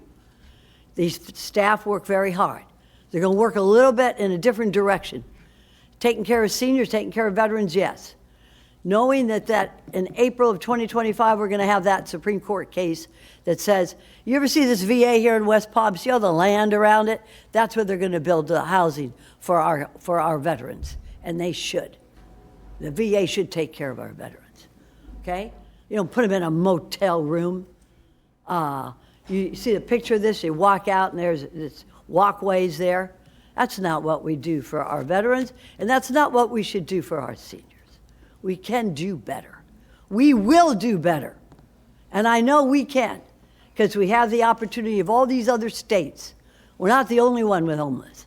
We're not the only ones who have folks living in transitional housing. So let's learn from them. Let's not get stuck on this La Quinta. So you know where I stand on this. I don't have to tell you. But I think that great idea, wrong location, and that's all I got to say. Thank you, Mayor. Commissioner Woodward. Thank you, Mayor.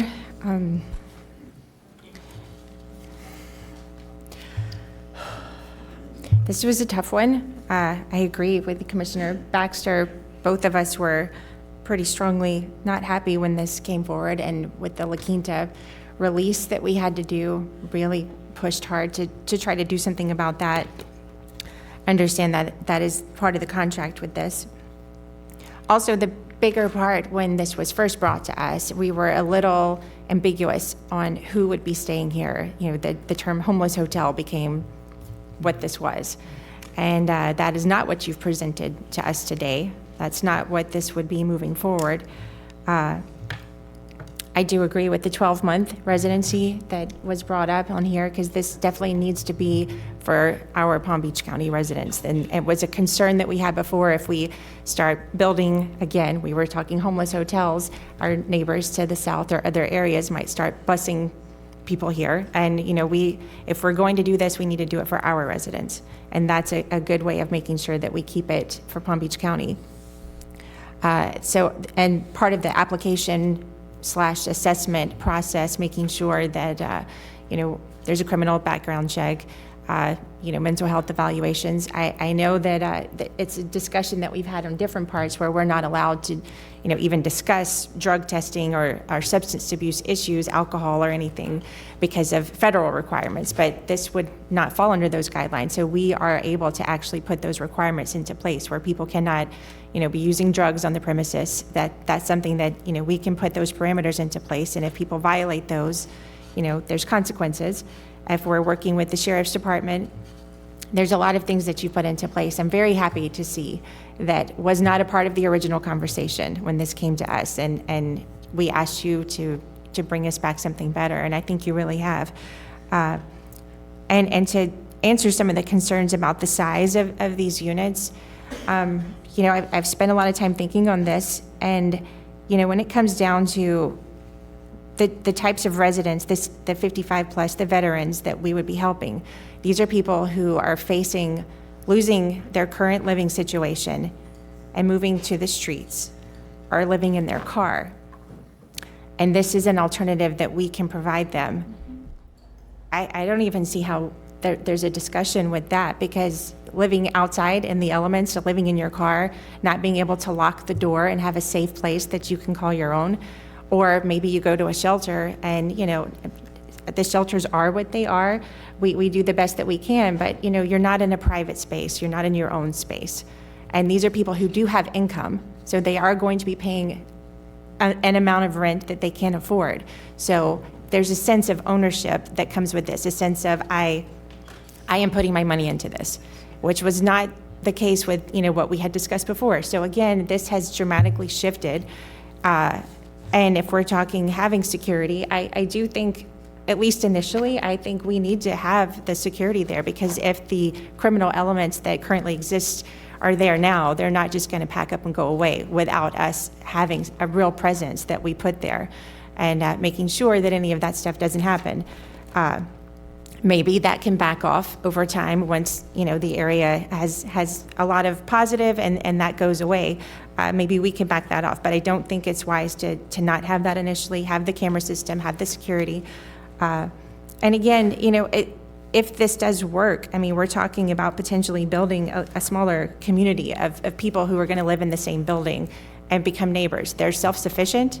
They're able to, you know, they're not needing medical assistance or any of that. And you know, this could be something really good.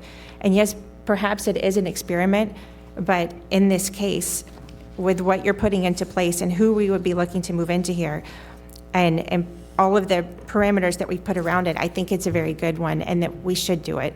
Because if this is preventing homelessness, people who their next option may be homeless shelter or living on the street, I want them to have a safe place.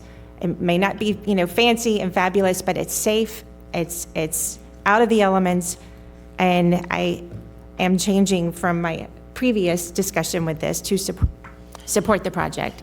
And so with that, I mean, there's a couple more lights on, but I would go ahead and make the motion to approve this with, and hopefully you've taken copious notes on what we've talked about with the 12 months and, you know, any of the other agreements. And if there's questions on the direction on that, I would like to move this. Thank you.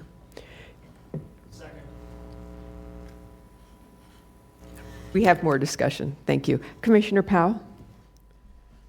Thank you, Madam Mayor. I'll tell you where I start. I want to thank staff for diligently working on this project. This process is not easy. Madam Administrator, as I indicated, the question I had was, has this been done anywhere else? I want to thank you all as a board for really taking this into consideration. And everyone who in the audience who spoke, your feelings and your words are valid. Whether you're in favor or opposed, I validate everything that you've said.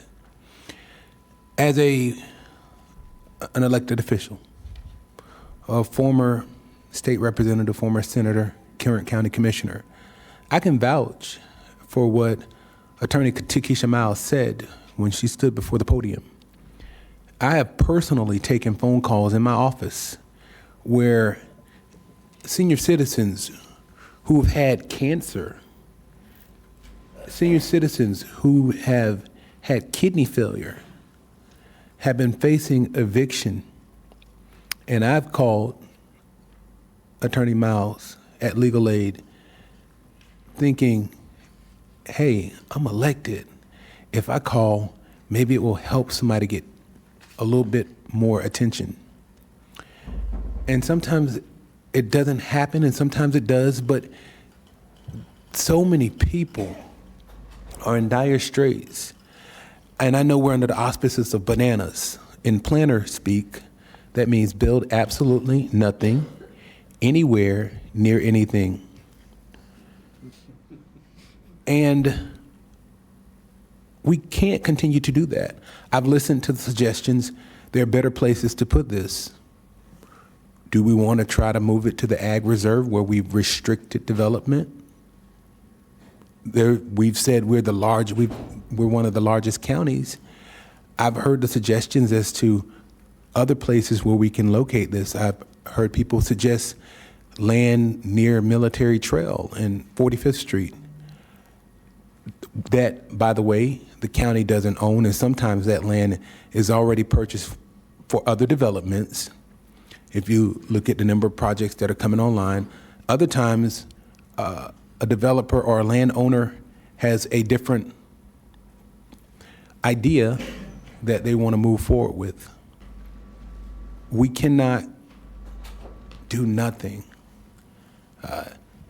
It's a real challenge because my staff, if I answer phone calls myself, I can't even begin to tell you the number of calls that my staff have taken. When you listen to an adult, male or female on the other end of the phone, crying, real tears, because they have nowhere to go. They're about to face eviction because their month outlasted their money. I don't know how many people here are on Social Security, and that is your only source of income. But Dr. James Green indicated earlier that an efficiency in Palm Beach County is $1,550. Social Security for most people is not $1,500. A one bedroom is $1,700 and I think $1,775 or $1,750. So we don't even get to a one bedroom. Who is not in the chamber today? The people who can't afford to be here, those who are the working poor, who are trying to work to make things happen. By the way, some of these retail outlets that we frequent, that we shop at, you know, the 50,000 square foot box stores that have everything, the catch-alls, they're not paying people these living wages that will allow them to pay the $1,750 or the $1,550. It's not happening. So we as a county have an opportunity to attempt to do something. I agree with Commissioner Flores with regard to the residency requirement. With 114 units, we don't want to start the idea of people thinking they can bus people into Palm Beach County because we've got these basically efficient hotel rooms available. For the dual occupancy rooms, my understanding is at least one of the beds will be removed to make it a little bit more spacious. But I will tell you that 350 square feet or 375 square feet is a lot more comfortable than living inside of a car. We have a challenge. I can appreciate those who spoke in favor because usually when an issue like this comes before the commission, there's more people who are speaking against. Similarly with a different color shirt, whether it's red, green, or blue, very coordinated. But today, there was almost an equal number of speakers who spoke in favor and against. We have a challenge. And for those who've got other answers for us in terms of purchasing land, tell us where it's at. That's available. I individually, but we as a board, I think, are open to exploring options. And if you can tell us how we can decrease construction costs, we are open to that as well. But for now, we don't have the opportunity to do absolutely nothing. So I understand bananas, but how do we move forward? Thank you. Thank you, Commissioner Powell. Commissioner Weiss? Thank you, Mayor. So let me get started. I have a number of thoughts about this. I've been, obviously, because of the location outside the gates of Century Village in District 2, it's caused, or I want to say caused, but it's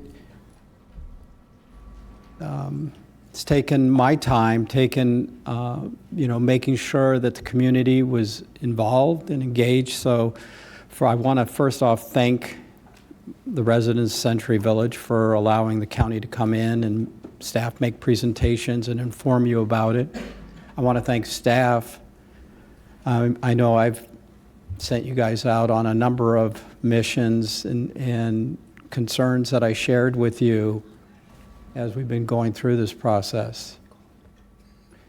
This has been really difficult for me because not only are the people in Century Village my constituents and they voted for me to represent them, but they're also, a lot of them are my friends, people I've known for a long, long time.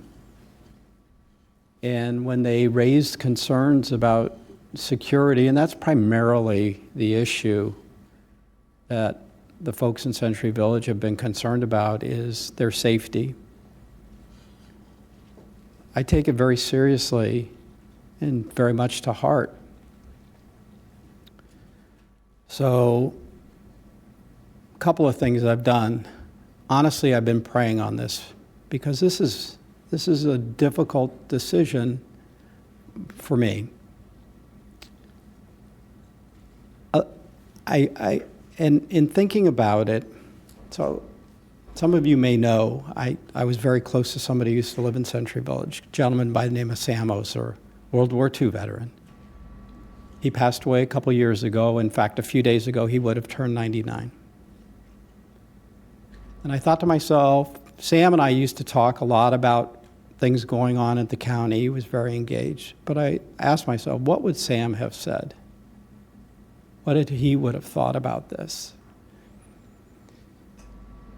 He would have wanted to make sure we took care of people. That was always his driving ambition. And that's what he would have told me.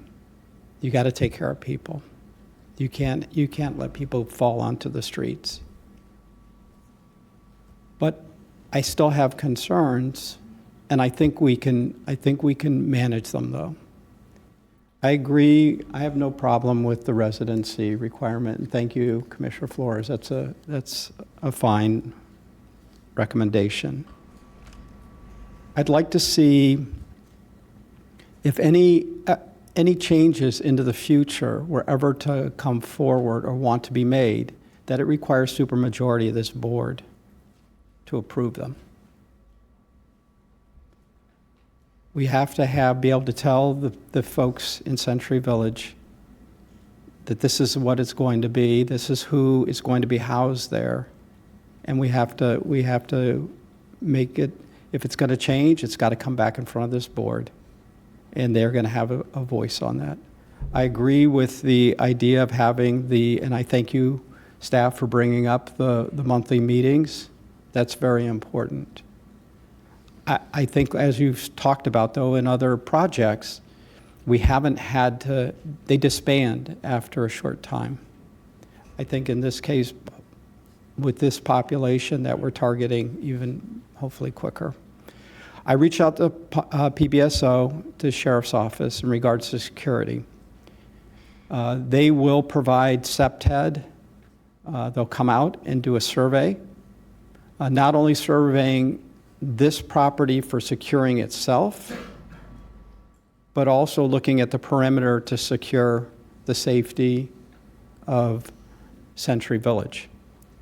I'd like to make it a condition that what this report comes up with, that we are going to implement to keep both the residents secure that are living there and the folks, our neighbors, secure as well. I understand your concern about the cost of security guards, Commissioner Flores. But I agree with Commissioner Woodward. I would not take it away yet. Maybe in the future, it may not be needed, but I'm not willing to go there today. I think it's important we be able to look to our residents and be able to tell them that we're going to be doing everything to ensure their security. I have concerns about the costs. I disagree with not providing internet and cable. I think it's important. I think it's important for people to be connected. I don't want people to feel isolated, and the relative cost is relatively small. And then the issue of the size of these rooms. So you all may not know, but I spent 4 years in 350 square feet. So I lived on a boat. It's small, but it was comfortable. We had everything we needed, but most of all, we had security. We had a roof over our heads. Sometimes it would move, but it was secure for us. We had a place of safety. I just can't imagine. I can't imagine being in the twilight of my life. And oh, by the way, I am a senior now. But being in the twilight of your life, your spouse passes, you had 2 incomes, and now you're on one. So not only do you lose the person who you shared your life with, but you lose your home, and there's nothing really available, and you're on your own. My mother's alive. I'm going to go see her in 2 weeks. She's going to turn 90 years old. She's able to take care of herself, but God forbid if she couldn't. I couldn't stomach that. I couldn't stand for that. So I think it's important that we have an alternative. And I believe that a number of folks, well, they'll get stable, they'll figure out what their next move is, but it's going to provide that breathing space for them. So if it takes them 4 or 5 months or 6 months or 9 months to be able to find a place that they actually can afford on their income, but when you're in the process of losing your home and you have very little time to react, at least there'll be somewhat of a backstop and a safety net for them. And I want to also let the folks in Century Village know I'm not going anywhere, at least for another 1.5 years. I will be there. My staff will be there. If there's any issues, we will be there. You know, that's the one thing about being a sailor. You sail into the storms. You don't run from them because you can't. We'll be there standing with you to make sure that, and I have all the, I honestly don't think it's necessary, but I want you to know that I'm committed to it because staff is going to take care of this. This is going to be a county facility. And we take care of our facilities. We manage our facilities well. And I believe we will do that. I know we will do that with this facility. But I know it's scary. It's a change. But I disagree. This is not an experiment. This has been done successfully in many other communities. And there are many more of these coming because this is an issue, not just here in Palm Beach County, but it's an issue throughout our country. And it's a solution we can bring online quickly and cost effectively. So I will be supporting this. I'm asking for these changes to be made that if you will take a friendly amendment to allow for a supermajority for any future changes, that what we put in place in terms of the requirements be put into the deed, restricted. And so requiring a supermajority for any future changes on that, and I think you've heard everything else are just conditions that would be in the operational side of it. I can make With those that, amendments. I will be supporting this today. Attorney Falcon. I'm sorry, is this on? Yeah. Yeah, I'm sorry. On the supermajority point, I'm just going to need to look into that a little bit about exactly how we can accomplish that. In the deed would be an odd approach to it. I mean, I know we've done it before in ordinances. It can be done, certainly. It's just a question of how we're going to accomplish Well, it. then I will leave it to your legal acumen to, when this comes back for action, because we're have to actually purchase it, that be included in it somehow. Okay, thank you. Okay, Commissioner Flores. Just want to make one point and clarify two other points. District 3, which is the one I represent, we took on the Homeless Resource Center 2, which is in unincorporated Lake Worth. Very similar to today, I think a lot of people in the community had a lot of concerns about how that center was going to be operated, if their lifestyle was going to be changed, if there was going to be criminal activities and things like that. And I was one of those persons that debated what the county was going to do to mitigate that. About a month and a half, was that meeting about a month and a half? A month and a half ago, I got invited to attend one of their quarterly meetings. Is it quarterly or? Right now, we're quarterly. We started monthly, and that goes back to a point that was made before. So we attended a quarterly meeting with the county staff. I was there, Isami and some other staff members that run that center. The community was there. Probably some of the neighbors that were the loudest were there. And I walked away thinking, oh my God, there was not one complaint. I think the single complaint that we received was about a garbage truck that knocked down a fence or something, that we were working through that process. But it had nothing to do with the residents or the people that were there. It was an accident, a truck came by, clipped the fence unit, and we're working on fixing it. My point is, I can vouch that the county is a good partner in the community. I think and I was skeptical.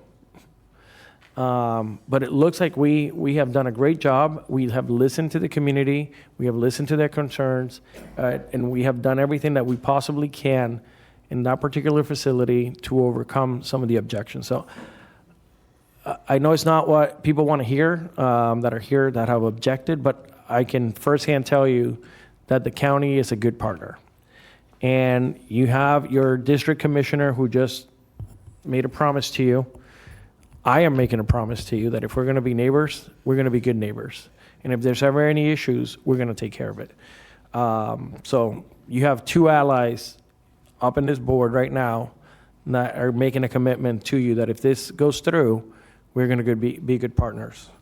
My other two comments are regarding the comments that Commissioner Vice Mayor Baxter made regarding veterans. I love giving priority to the veterans. However, I don't want to have rooms be vacant because we don't have enough veterans. So I do want to prioritize them, and if we have to earmark a certain amount, I am 100% behind that. What I don't want is empty rooms, because if we're going to make this commitment, we want to make sure that we are housing these individuals. And another point is, and I don't know if we prioritize couples, because I'm assuming we can let couples be in the studio, correct? Mm-hmm. I would prioritize couples too, because instead of getting one person help, we can actually help two. So just a thought, but I do like prioritizing veterans, but I don't want to have the beds be empty or the rooms be empty. So thank you. Commissioner Sachs. I'd like to also let you know I'm not going to vote for this today because I think we can do better. I think we can do better with housing first. This is sort of a transitional, transitory, supportive, rehabilitative area for them to hang out until we can get them housing.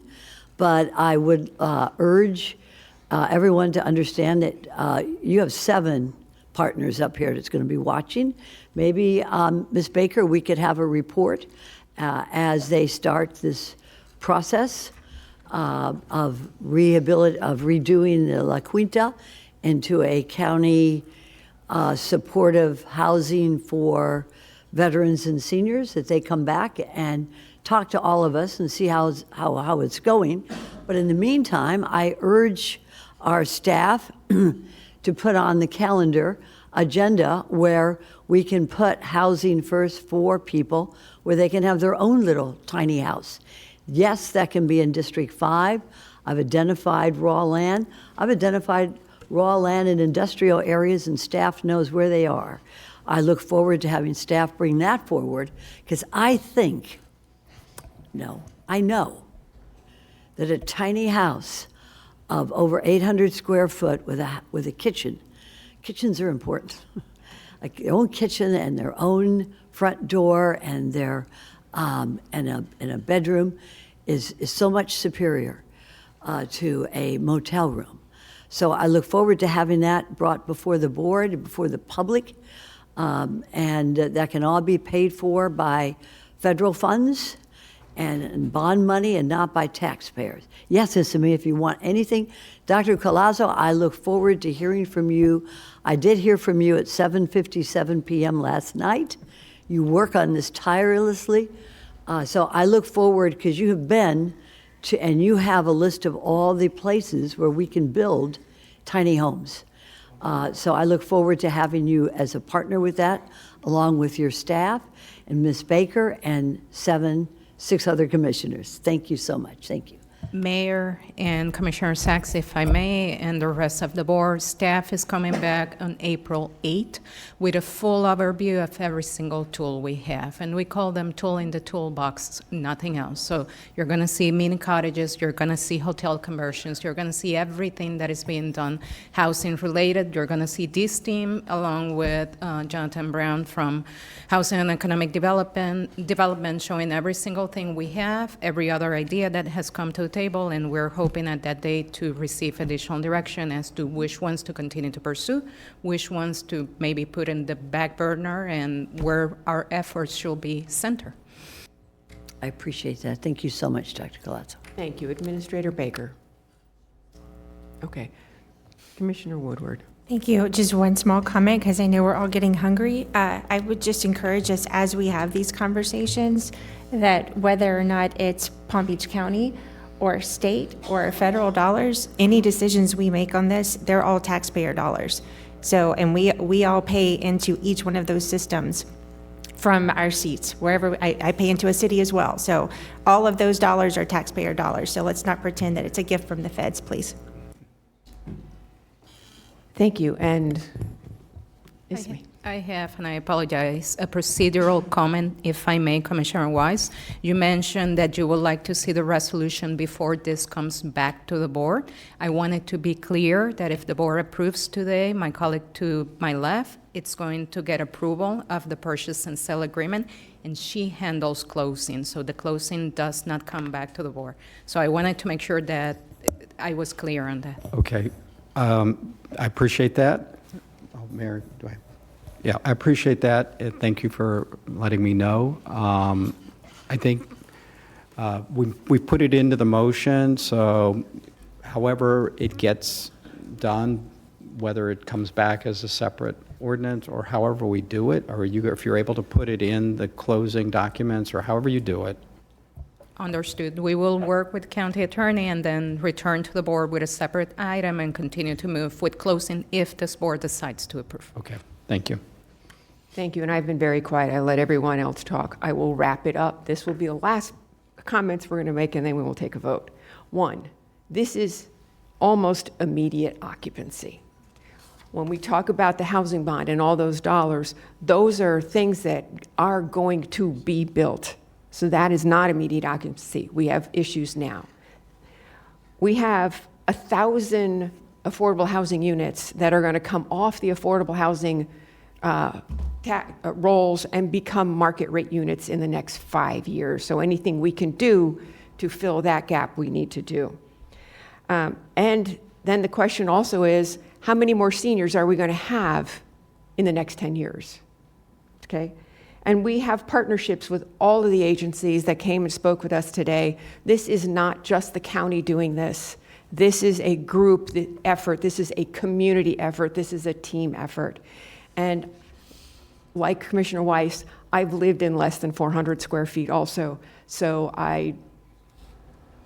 if we are making units available for folks to continue to live on their own and have a roof over their heads and have the security that they can put a key in the door and know that everything that's on the other side of that door is theirs and is safe, that is something we are not obligated to, we need to do as human beings who care about everybody else that's out there. This is not transitional housing. This is not homeless housing. This is for folks that may be losing the housing that they are in because of costs. We've had people come to us that want us to help with the cost of their renovations on their condos. Again, taxpayer dollars. That's not what this is. This is keeping people in homes. So I, for one, am very strongly in favor of this. I know we have a second question, which is the Ramada Inn question. So we will take a vote on this, and then we will, what would you like to do about the Ramada Inn question? Actually, the board has given us direction at our last meeting to go start negotiations and do the due diligence on that property as well. But we need to do the due diligence before we come back. We did have 2 appraisals done. We have an average cost, but you gave me that permission last week. So the Ramada, as the second part of the agenda item, which says talk about the Ramada, everyone is, I guess I should say, the board directive here right now would be yes, continue that discussion with the Ramada Inn. Is that the feeling of the board? I'm getting heads shaking yes. Okay. All right. So at this point in time, we need a supermajority vote for this purchase. Is that correct?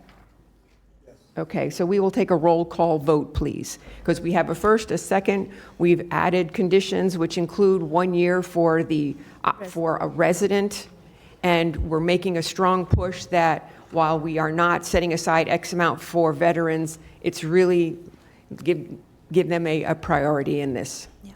Okay? All right. May I have a roll call vote, please? Commissioner Flores? Yes. Commissioner Powell? Yes. Commissioner Sachs? No. Commissioner Weiss? Yes. Commissioner Woodward? Yes. Vice Mayor Baxter? No. Mayor Marino? Yes. 5-2. Thank you. The motion carries, and it is 1:14. Let's be back here at 2 o'clock. We are adjourned at this moment, and we'll return.